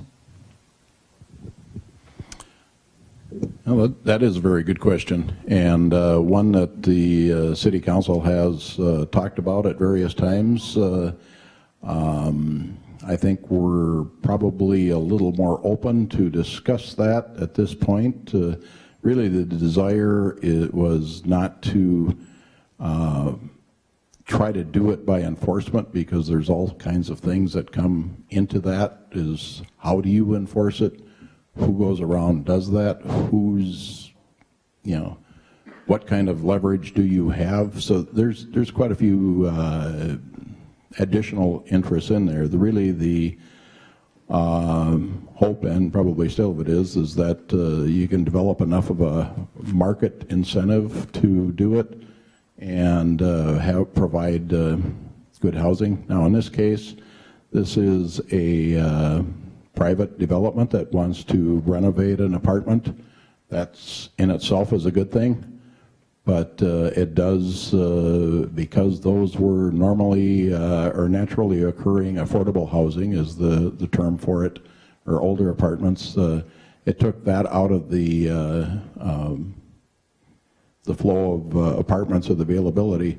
It does create a problem, and we just plain need more apartments that can move up in various price ranges. Thank you, and that's a great question. I know that in the past there used to be an arrangement in the city of Marshall called safe housing, and I think that was something that worked both to protect the landlord and protect the tenant. And I don't know what apartment regulations rental ordinance would look like. I think that it's important that it has protections and looks out for the interests of both the owner and the tenant. I think one of the other problems that comes with the current situation that's really brought this to the forefront is that that facility that we're discussing also does short-term renting, so by the month or by the 6th month, and that's kind of unusual too, and I think as a landlord that's probably pretty unattractive. But it's a niche that fits. We've got a lot of college students that come out here and work for our major employers as interns, and a lot of them use that housing. And I know a lot of them now are going out and they've opened up dorms at the college to try to accommodate them. So I don't know what the answer is, but I hope as we approach that, and I think we're going to talk about it because the iron's hot, so we need to address it one way or the other. I hope that we get a good focus of all of the affected parties. I hope we have a good group of people to do the discussion if and as we move forward to do that ordinance. I know, talk to counterparts in other communities, and I get kind of varied measures of feedback, so I haven't got my mind made up about it, but I know we're going to be facing it. David? The housing is perhaps increased in complexity more than any other issue. Just say in the 4 years I've been on this term on the council, and we've talked about different parts of that already tonight. We probably do need something. Now, we need to go very slowly. We need to be, as we're starting to gather information from other cities and asking some tough questions about what works, what doesn't, we need to be very clear which problems a rental ordinance would in fact address. If it has to do with some minimum standards of continuity of contract and not abrupt termination of leases, let's look at that. But recognizing every time you're putting a protection on someone over here, you're putting a burden on someone over here. That's the landlord. And a lot of the landlords, as we've talked about, are fairly small operations, and they can less easily handle or absorb that burden than a larger company with deeper pockets.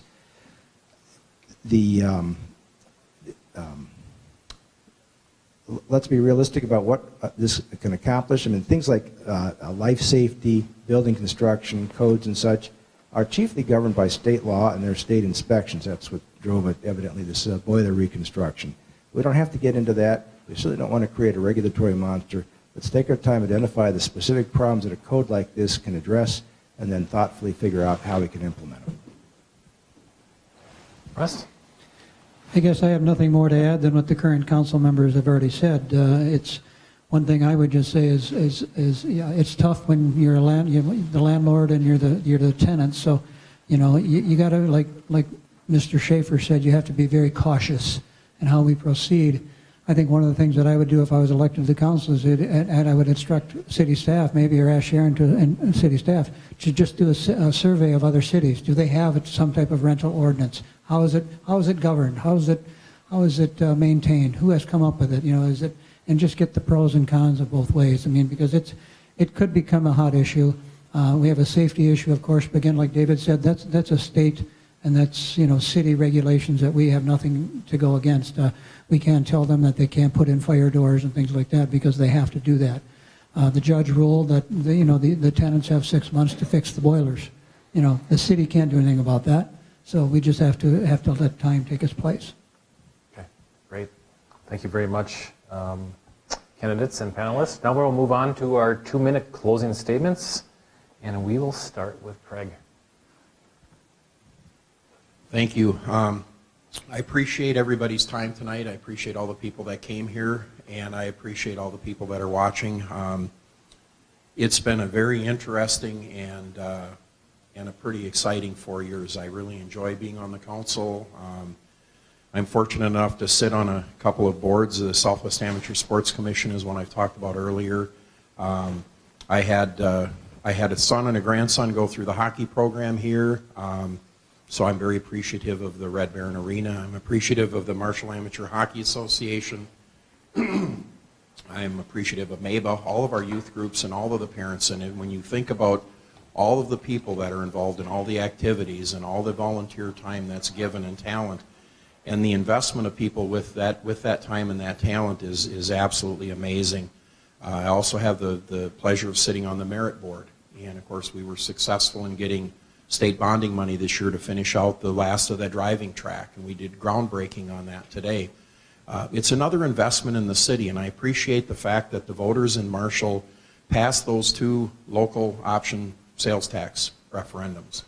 And when you look at a lot of the debt that the city carries, a lot of that debt is dedicated. So the 60% of what we pay for the debt service on the Merit Center and on the Red Baron Arena and Expo come from that sales tax, and about 60% of that last check I had comes from outside of Marshall. That serves the region. It's supposed to be a regional facility, and it's paid for by the region. Same thing with the Merit Center. Those are great investments in the community.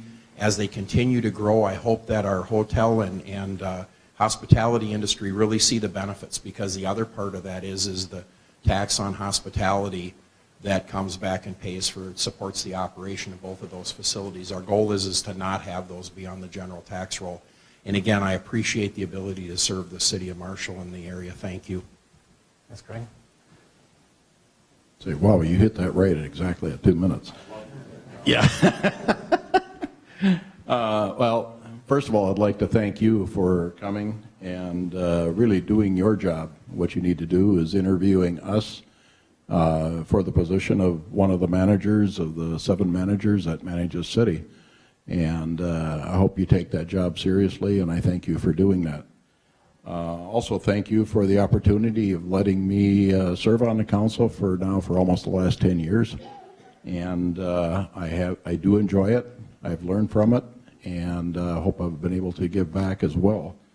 I ask that you go out and vote on November 6th, and for those of you that in Ward 1, I would appreciate your vote.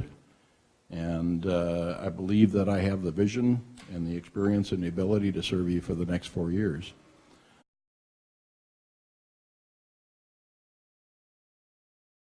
For running for city council and for his service of the city. He's been on the city council before. He's got some experience, and he's been on various boards. So he's been an active member of the community as well. And I thank him for running, and the competition makes both of us stronger. So it's unfortunate he couldn't be here. Now, last I'd like to do is a little bit different, and that's to wish my grandson a happy birthday. He turned 11 today. Now, I'm really believing, he lives in Texas, but I really believe he's probably not watching us on the internet. I think he's probably got more things he wants to do rather than watch Grandpa talk, but I do want to wish Damien a happy 11th birthday, and sorry I couldn't be there with you. So, and thank you for being here tonight, and thanks to the Chamber and the Independent and KMHL. Thanks, John. I'd like to thank Brad and the Chamber for holding tonight's debate. Thanks to Dan from Marshall Radio and Mike from the Independent for the panelists. Also, thank you to everyone sitting in the audience and that came and listened and participated. Again, we want to be your representatives. We want to be your people. I'm not going to represent, I don't have any specific items. If I'm honored and elected to serve on the council, I would just want to be able to serve. As a lifelong resident of Marshall over the years, I found ways to be involved and active in the community, whether through the church, whether through the school. I've been married to Deb for 40 years. We've been blessed with 3 grown children and now 9 grandchildren. You know, some people say, why are you running for office? You have 9 grandchildren. You can go have fun. Well, it's just like Christmas. They can come and then eventually they go home. So I can spend time. I can spend time with the grandchildren too. You know, I've served on various committees and boards over the years. One thing I've always thought of and always believed in: if you're going to be active and do something, you want to do a good job or do the job the best of your ability. You can't just sit back and say, "Oh, I want to run for city council, or I want to be on this board just to put my name on another thing that I've been involved with." If elected and honored to be elected, I want to do the best job possible. There's going to be some tough decisions that are going to have to be made over the course of the next few years regarding assessments, regarding wastewater, improvement in water system, things like that. I think those are going to be tough, difficult decisions for the counties. It's a way of me giving back to the community that I've born and raised, and I've been here for 60 plus years, and it's also about giving people a choice. Thank you very much for coming, and I appreciate it. Thank you to the Chamber, to the Library for hosting us, for our media panelists, for all those of you here in the room and following us on radio and through the internet. I appreciate all your participation and involvement. I came here now 22 years ago. I found this was an easy place to get involved in things, and I've had a chance to serve in a variety of issues, including a lot of things I have to stop and remember now. There once was a welfare reform task force that the president of the university appointed me to, and that was interesting work. I've served on a number of city boards and commissions, been on the council, leadership positions with my church. Now with my son's activities, Gwen and I find this to be a terrific place to raise a family. Frankly, it's a lot easier to get things done as a parent in Marshall than, say, in the Twin Cities, so we're grateful for those opportunities. So, being involved in the community, translating that into public service here on the council, I've worked hard these 4 years to do a couple of things broadly, to provide accountability to the community. We've talked about a couple of the things been involved with in terms of information about our financial responsibilities, our debt service, long-term financial planning. All those I would call under the heading of accountability. I've tried to be effective in representing my constituents. What you find in this job is there are an awful lot of things. You know, I represent Ward 2. It's a southern one-third of the city, and I think I know what's going on. Well, every so often I get reminded from a constituent, well, here's something you need to know about. Snow plowing problem, side effects of the street construction project, one still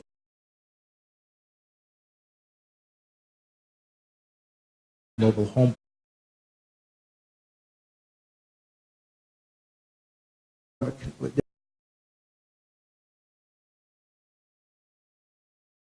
Over and use the park. So now we have, or we're soon to be completing, the connection of Patriot Park with our bike system.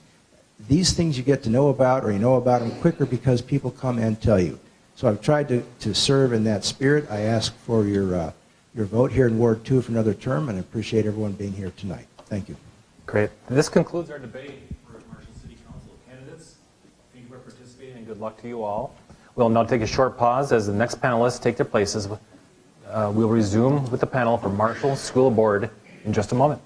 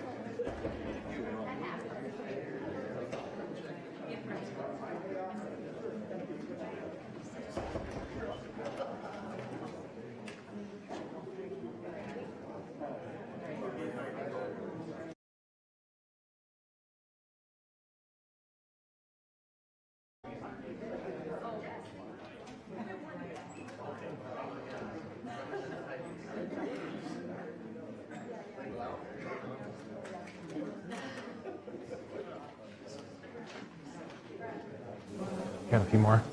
Okay. What's that? Welcome back. Well, now hear from candidates from the Marshall Public School Board. We'll follow the same format as before, questions from the audience and media panel, then closing statements of two minutes each. Again, our media panelists tonight are Mike Lamb and Dan Pollock. If you have a question for the candidates, please take a card from Tara, and then she will give them to Dan and Mike. We have 4 candidates for 3 open seats for the Marshall Public School Board. Running this year are Jeff Chapman, Sarah Runchie, Ben Walker, and Aaron Zemer.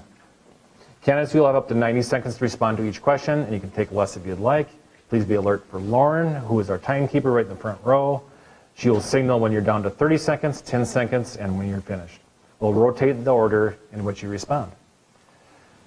Panelists, Dan, your first question. This is probably one of the more obvious ones, but the school referendum and bonding issue that has failed now twice, but space is still an issue, and when I talk to Superintendent Scott Munson monthly, it's almost brought up every time because it's such an important issue. What are your thoughts on not only securing better spacing, but on future bond referendums, or how to better up the school that way? And we'll start with Jeff. That's a great question. We faced this issue the past. Not on.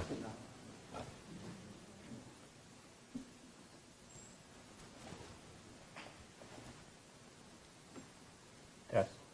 On? No.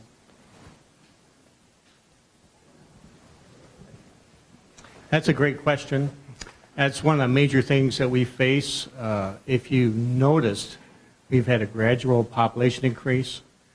We have probably increased our numbers by 400 over 10 years. And the demographers have said that we're going to keep on increasing. The town is growing, but also a big reason is people are having more children. So the homes that used to have 1 or 2 kids now have 3 or 4 or 5 kids. So it is a problem. There's some things that we've looked at to do. We have, like at the high school, a media center, but we also have a one-on-one program with computers for the kids. So we're looking at maybe we can reallocate that space.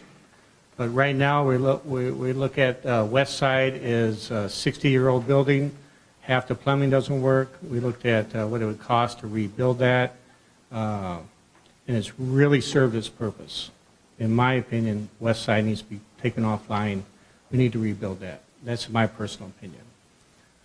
We tried to look at all of the needs we needed for the next 10 years, and we put that package together, and that's the package that filled. So maybe we need to relook at a long-term plan of what we need to do first, these next 4 or 5 years, and then revisit it in 5 years and another 5 years and see. But we have to be careful. Every time we vote the issue down, the price goes up. As you know now, steel's probably gone up 30% since the first referendum failed. And that's just going to increase. Thanks, So Jeff. I think a long-term plan. Okay. Sarah? Thank you. I grew up in Marshall. I'm a graduate of the Marshall School System. I'm proud to say that. I have 3 kids in this district. I participated in marketing a referendum, I don't know, probably about 10 years ago now, maybe even a little longer. Marshall was on the forefront of all-day, everyday kindergarten, for example, so it was expanding that referendum vote. We had a real short time to market that, and I've always stayed really engaged. I sat on the facilities committee. I was part of what Jeff mentioned with respect to the planning. And what I saw as an extreme disappointment was the fact that there was really, number one, not a lot of engagement from outside communities, business leaders, other interested parties. And then there was a real lack of marketing. There was a real lack of support building for that referendum, which I think is a real reason why it failed.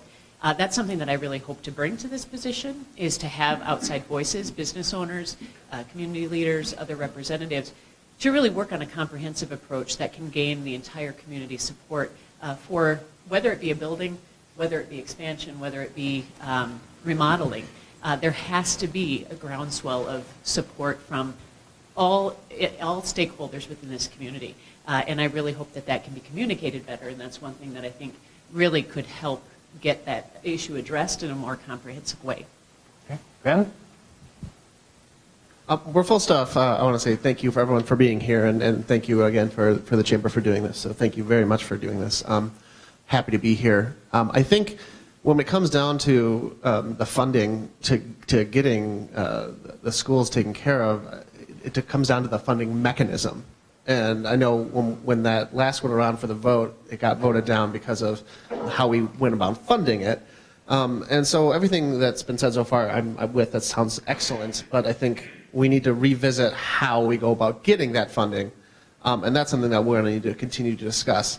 As Sarah was talking about, part of it is also about how do we market it? How do we pitch it to the public and getting people involved with it? And that's a huge portion of it. I know that the last time that it came up, it wasn't really talked about until right beforehand, at least in the people I was talking to, they weren't aware of it. And so I think that the school board needs to do a better job, and we need to make sure that we're getting the word out there for all the issues that need to happen, and to know that everyone needs to know that the benefit of the schools, they really help set up the community as a whole. Okay. Aaron? Started off with an easy one, so I appreciate that. I do think that this might be the most difficult conversation to be having right now at this time in this community. I really think it is. There are some pretty big needs in the school district. I just was fortunate enough to be appointed to the board this fall. It was eye-opening to me. It has been eye-opening to me to see that, you know, we have kids in classrooms that really weren't designed to be classrooms, and I think as a community, I do think we can do better. I think our kids deserve better. How we do that, I think that's really what we're here to try to figure out. I want to be able to reach out to people that maybe have felt out like they weren't part of the process. You heard Sarah mention that. I think, you know, going about how we market to people that today probably isn't how we did it 15 years ago. It's probably not going to work the same. People today, I mean, I don't know about any of you, but I can barely get my teenager to look up from her phone. So, I mean, people today are different. You have to find different ways to appeal to them. You have to find different ways to market to them. And I think whether it's, social media or whether it's, going door to door or whether it's, a whole lot of things like that, I think we have to put together a very complex way to market to people about the needs of this district. I'm gathering from your daughter's expression, she doesn't agree with you right now. Mike. This question comes from the audience. Another study just came out this week indicating that the achievement gap between white students and students of color in Minnesota is wider than in many other states and is not getting any better. What can Marshall schools do to close the achievement gap between our white and non-white students? What are some of the specific strategies that can be employed? Sarah? Well, again, not such an easy question, right? This is something that we as a nation have been dealing with for a real long time, and the state of Minnesota is really behind in this regard as well. I wish I had the answers, but I'm not a teacher. My thoughts are that we really need to engage the community, listen to the recommendations. I do think Marshall, one of the things I and my husband have really appreciated about Marshall is the diversity. Our children, we feel, are wonderfully exposed to more diversity here than a lot of metro schools of our relatives that live up there. And so I do think that they're doing a good job. We really try. We really try to be cognizant. I think there was just a school board meeting, the meeting or the one before, where there was some data drivers on these issues. So the school's aware of it. I think they're doing things that are working towards it, and it is really something that I think we need to continue to work on and be aware of. Okay. Ben? I teach at SMSU, and I teach public speaking, argumentation, and debate. I taught in high school for a year, and my experience working with students is that I found that the best way to get the most out of them is to listen to them and find ways to work with them. And I think that's a solution moving forward with something like our issues with diversity and achievement, is that we need to listen to families and we need to listen to students to find out what they need and what they want and how we can get them to be successful. And that starts with listening and asking the question and asking questions and having forums and having surveys and making sure that we're hearing people, because so much of what we've done in terms of our school system and how we typically run things is set up on historically our school system is set up in a very old model. We have even though our teachers are fantastic and I try to, as a teacher, try to do different things, we have a very old model in terms of how we do education. We need to listen to what other people need and try to find ways that they can be successful. Aaron? That issue is one of the very most difficult issues, I think, and it's not anything that's brand new. We've been hearing about achievement gaps in Minnesota and how it's grown for at least 5 years now, maybe longer. The tough thing is I think we have to kind of acknowledge that what we have been trying hasn't been working. I mean, I think that's the biggest thing you need to do. You need to find a way to make a change, and you have to have some ideas to change it. My dad taught school for 35 years. My stepmom worked in the Department of Education after teaching school for many years. It is very interesting to hear their opinions on this because they're completely different. My father is a big advocate for local control. My stepmom helped to put some of the things in place right now as far as state standards and things like that. So they're very different but very interesting to listen to.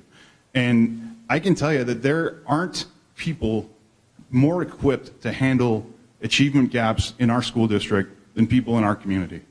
We know the needs of what our people are facing.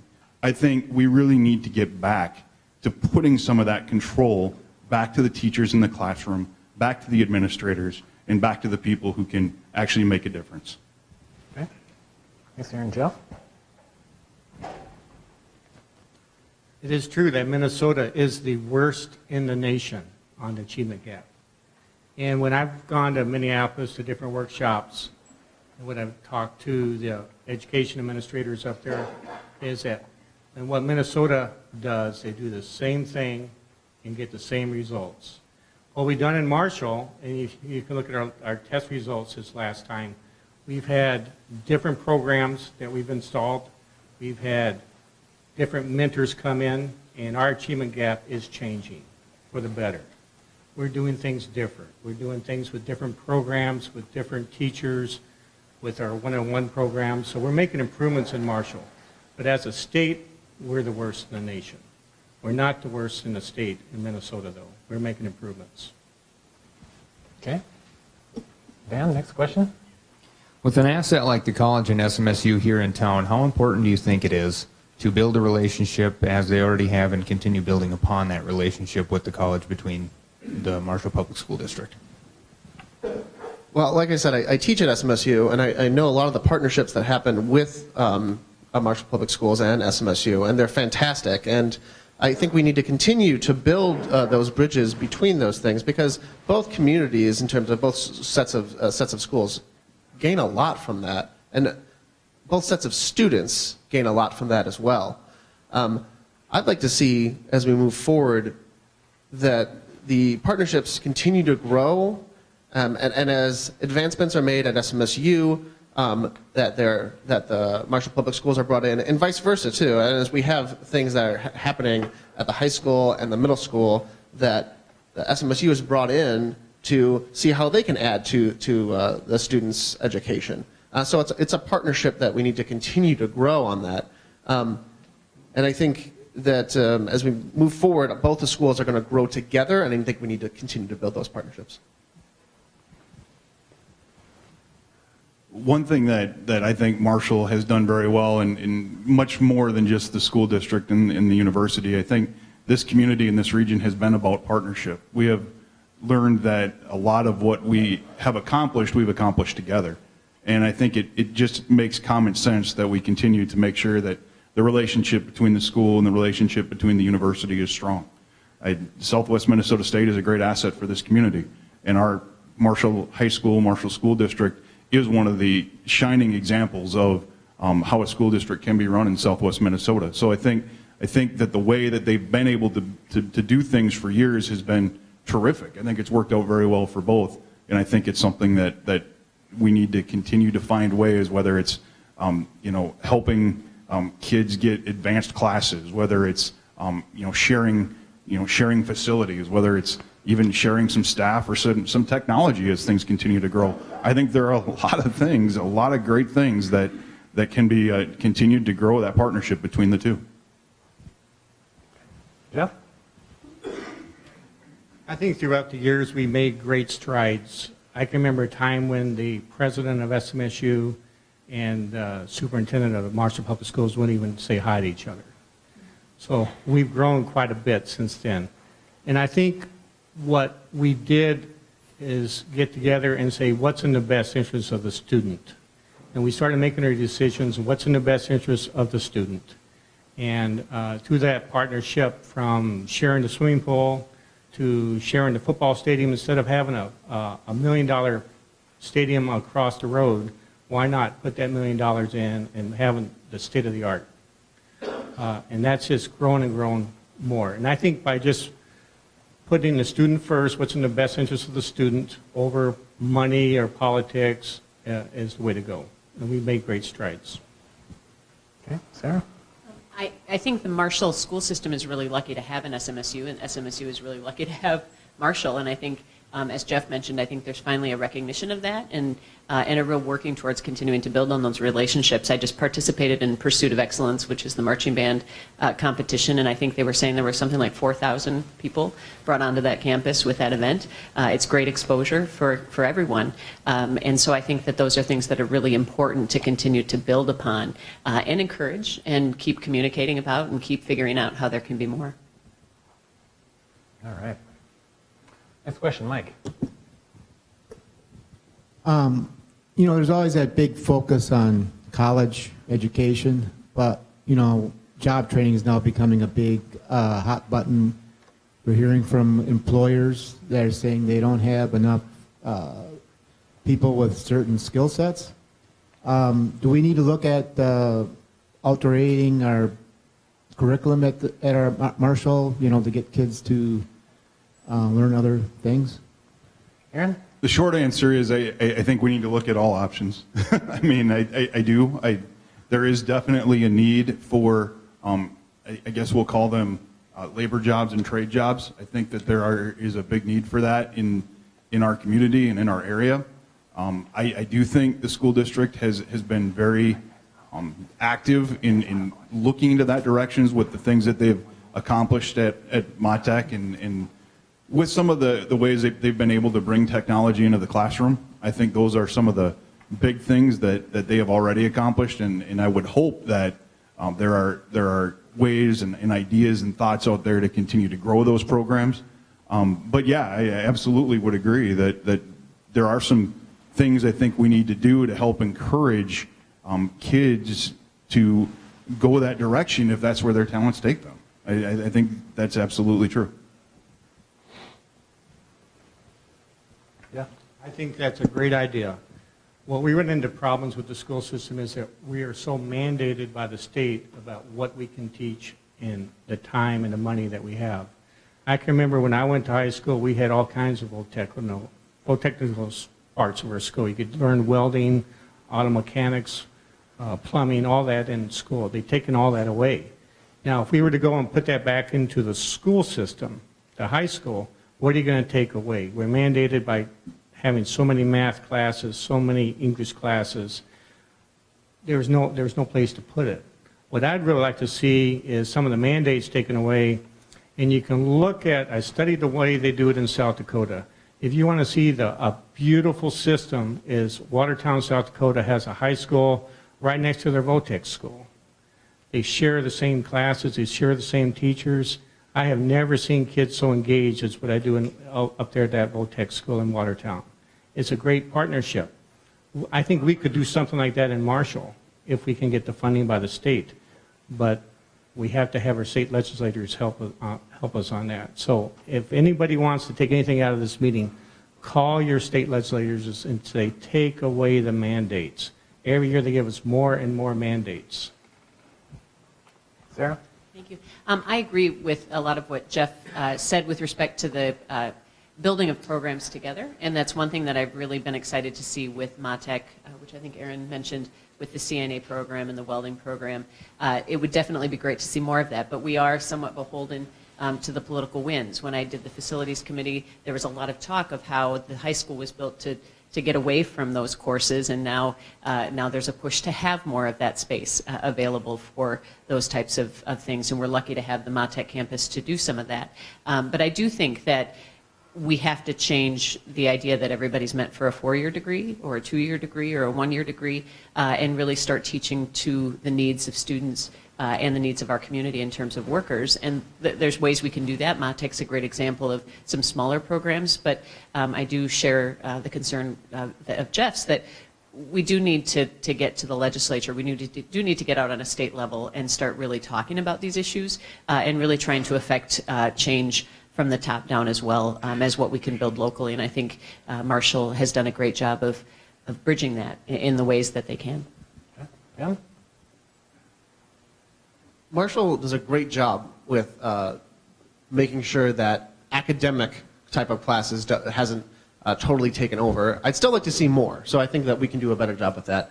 At the end of the day, when our students graduate high school, we want them to be functioning members of our society. And I think we can do a better job, not just of doing stuff like vocational stuff, but also working in practical, everyday types of education stuff. My students on campus like to joke, and there's like this meme on social media that they like to point out to me, and they say, I know that the mitochondria is the powerhouse of the cell, but I don't know how to file my taxes. And they joke about that all the time. They say, well, we know all this great stuff, that academic-y stuff, but I don't know how to change my tires, or like stuff like that. Like, we need to be able to teach them those types of things. So when they graduate, they're not completely helpless. And that's part of what our job is as educators, is to do that. And I think we need to put more of that focus now on that. There's plenty of avenues to have our students achieve academically. We need to look at other avenues in which they can have success as well. All right. Next question. Once again, I'd like to thank everyone for coming, but please do remember that Mike and I think we're smart. We're not that smart. I'm sure we've missed a question you have, so please send them forward yet as we're running out of time. My next part is once again bringing some of the positive back to the conversation. Maybe what are some of the things that you really see as a shining star as part of Marshall Public School District, and outside of an issue that's already been discussed, something that you could definitely help to work on? Yep. Shining spot in our school system is our teachers. Our teachers are just amazing. They give not 100%, but 200%. I have never seen so many dedicated teachers and so many young, new teachers that are willing to do anything to help the kids succeed. You know, our whole school system revolves around many different entities, but the real backbone are our teachers, and we have the best teachers. I'll put them up against anybody. All right. Good. Thanks, John. Sarah? Thanks. I would say the teachers as well. I have 3 kids in this district, and we have been blessed with the quality of the teachers that they've had. And what's great that I appreciate is they've had a lot of different teachers. We have a fairly rigid curriculum, not rigid, wrong word, great curriculum in middle school where they're already switching classes. So we have the luck of having a lot of different folks that have been really wonderful to our kids. To the second part of the question, what can I think as a school board member that I would offer to that idea is not only teacher support from a board perspective, but also trying to build into our school structure. For example, the Parent-Teacher Association is struggling. It's been struggling for a long time, and I think that that's something that's a backbone to our district, or should be a backbone to our district with respect to additional funding and support from the community. And I hope that can come back to where it was in the past in terms of being a real benefit to our schools and to our teachers in terms of helping them out financially with respect to different things they may need in the classroom that aren't part of the regular budget and things of that nature. So I really hope that if elected to the school board, that's one of the things that I really hope to encourage and try to figure out how to bring those organizations back to the district in terms of support. I absolutely agree that the teachers, they're fantastic. I have 3 kids right now in the public schools as well, but I'll try to riff on something a little different so you have some variety here. The idea, I love that we have, our students have options. They have lots of things to do. We just talked about just a second ago, the last question about how we have classes that have a variety of different things. I think we need to do more, but if we compare it to other school districts across the state, we really do a great job. I also think I'm a big fan of how we in the Marshall Public Schools do a great job of supporting the arts. I think a lot of school districts would focus put more effort into sports, and we do a lot of different sports, and that's fantastic, but not to the detriment of the arts. And I think that's amazing. So we have students that can do a wide variety of things. Perhaps something that we could work on to be better is trying to recruit and keep quality young teachers. One of the panels mentioned earlier, the panelists, I forget which one it was, mentioned that we lose a lot of our talent out of Marshall, and the teachers are no exception. We lose a lot of them. And I think we need to try to do a better job of attracting them and getting them to stay here. Okay, Aaron? Has anybody said the teachers yet? Obviously, the teachers are exceptional in the Marshall School District. There's no debating that. There's no question about it. I will also put a little different spin on it. I am very happy with what I have seen this district do in trying to tie technology into the classroom.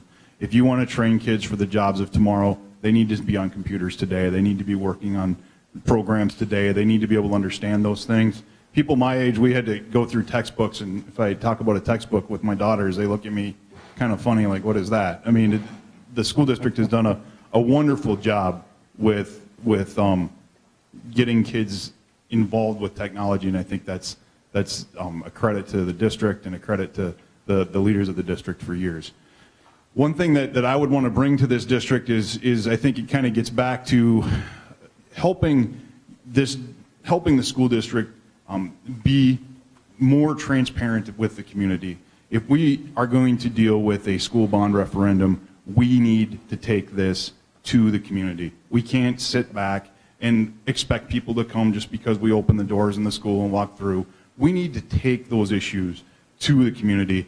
I have a background in marketing. I have a background in speech communication. I have a background in radio, television. I know a little bit about advertising. Those are some things that I hope that I can help bring to this school district. Thanks, Aaron. All right. Next question.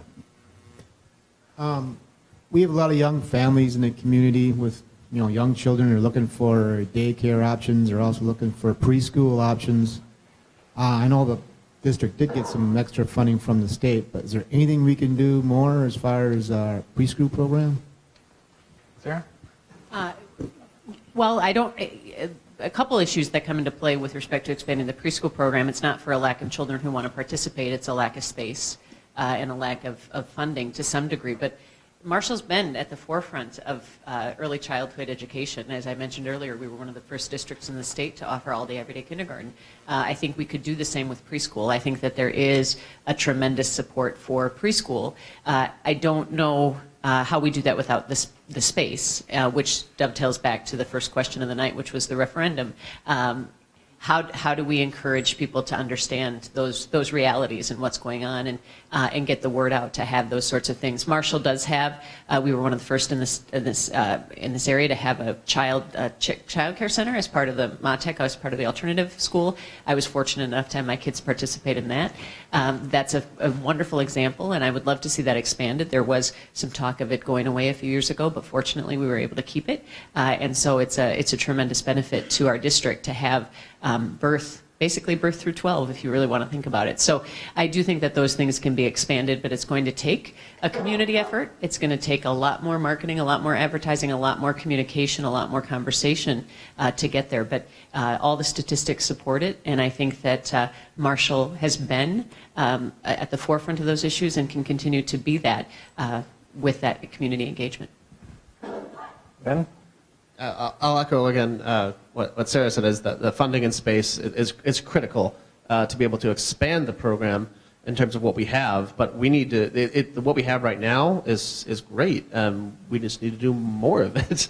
Right now I have 3 of my kids are right now in preschool, and it's been fantastic for them. The teachers are amazing. They work amazing with them.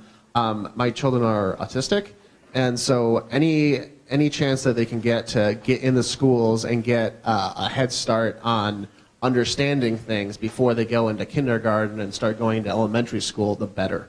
And I've seen my oldest son, and he has grown tremendously, and he talks about his teachers, and he talks about the library days, and he talks about all these amazing things. If we didn't have these programs that he's done for the past couple years leading up to it, he's still in preschool.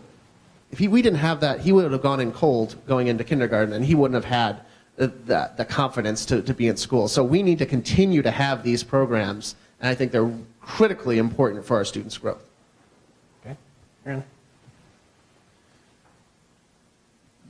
A couple of weeks ago, we went on a tour of all of the school buildings, and one of the places that we got to go tour was MATEC, and had a chance to look at that preschool center that they have, and I found it eye-opening. I mean, my children are a little bit older; they're past that, and we're past that when that began. But just to see what they are doing there is incredible. It's amazing, and to think how it got its start in the mall to what they're doing today is outstanding. And I think there's been some real big progresses. Now, I also had the fortune to ride around with the superintendent, and I actually asked him a bunch of questions about it that day, and just to kind of see, how is Marshall able to do this? How are we able to do this? What do we hear from our parents that are in that program, and just hearing some of those answers and hearing what he was saying about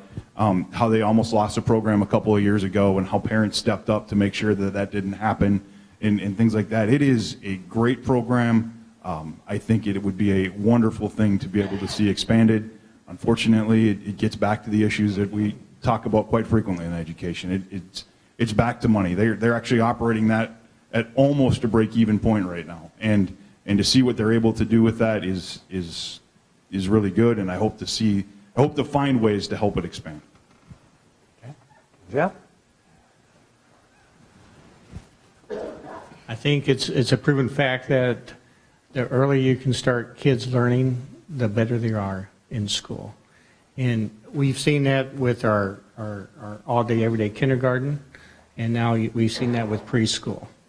In preschool, we've expanded that this past couple of years, but that's through a grant and some funding by the state. That's going to go away.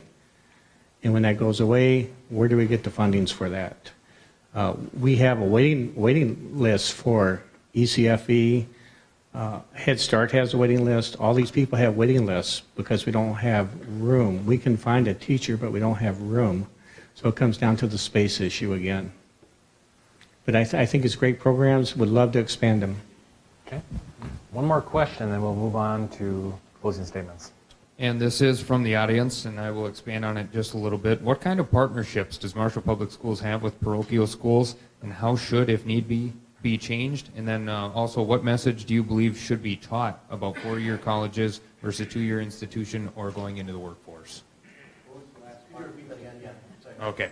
What message do you believe should be taught to students about four-year colleges versus a two-year institution versus entering the workforce?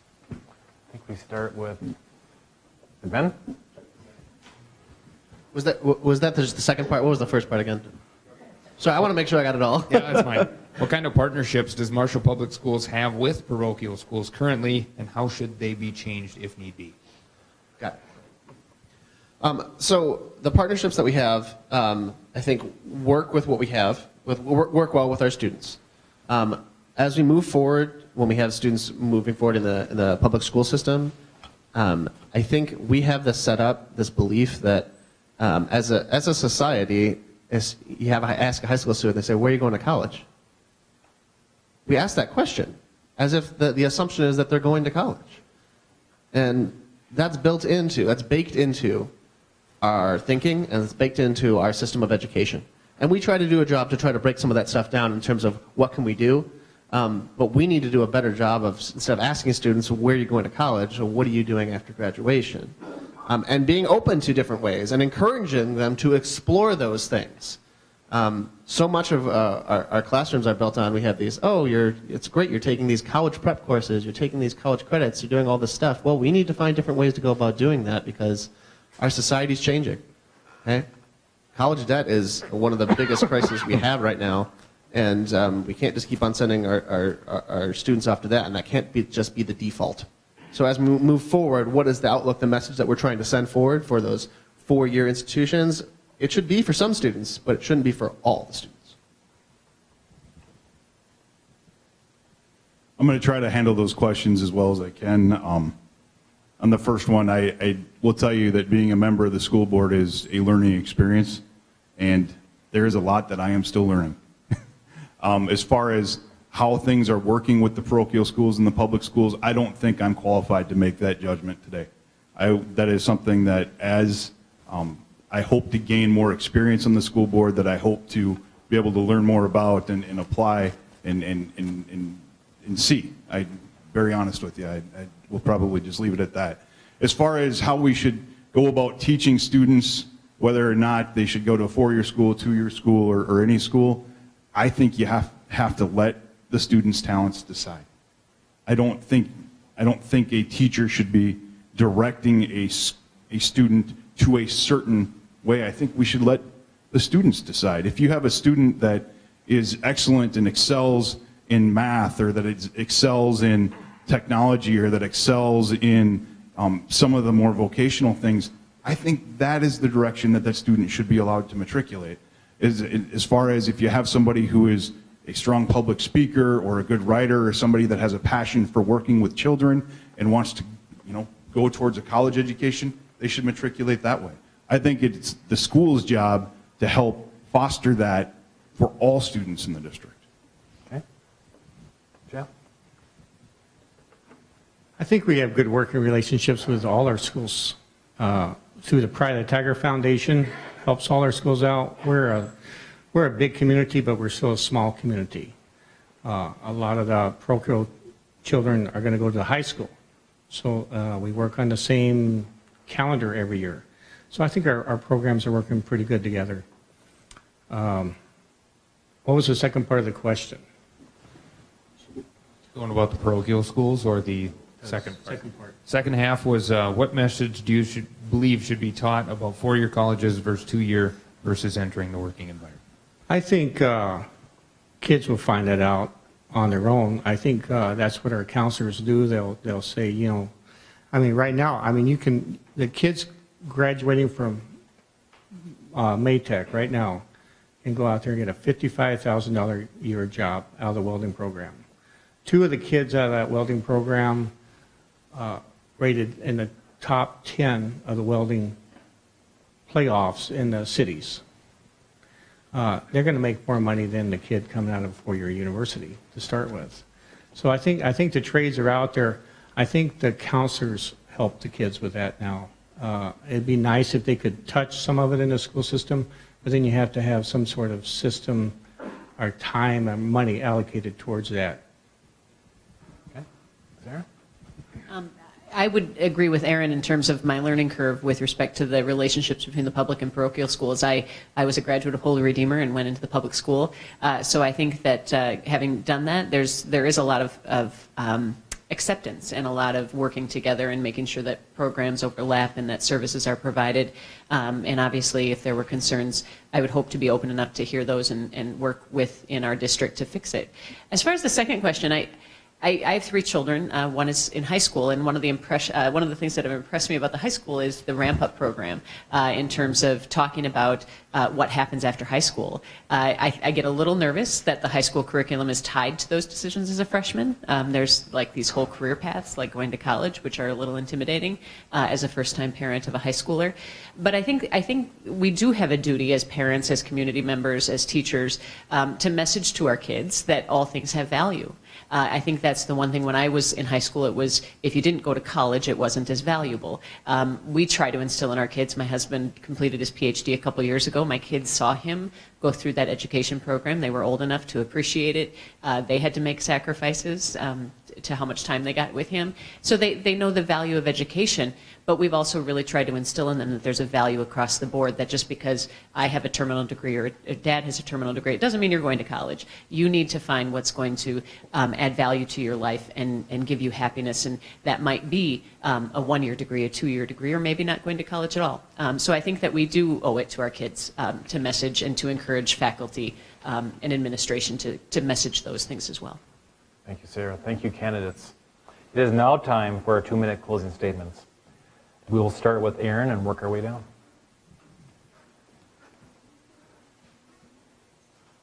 First of all, I want to thank you, Brad, and thank the Chamber. I want to thank both panelists, Dan and Mike, and thank you, Jeff and Sarah and Ben. I think it's important that we have these conversations. And I think it's important that you are all here listening to us have these conversations, because these are important issues in our school district at this time. Obviously, we're facing some big issues in the next 4 years. We have some pretty big needs in this school district, and I think that it probably isn't going to be a very easy solution. And if it was going to be easy, I don't know if I'd be interested in being on the school board, to be very honest. I think that I think that how we handle this bond referendum and these issues is going to really set the tone for this school district for a number of years. I have always been very happy with being able to say that I live in Marshall and that my kids go to Marshall Public Schools.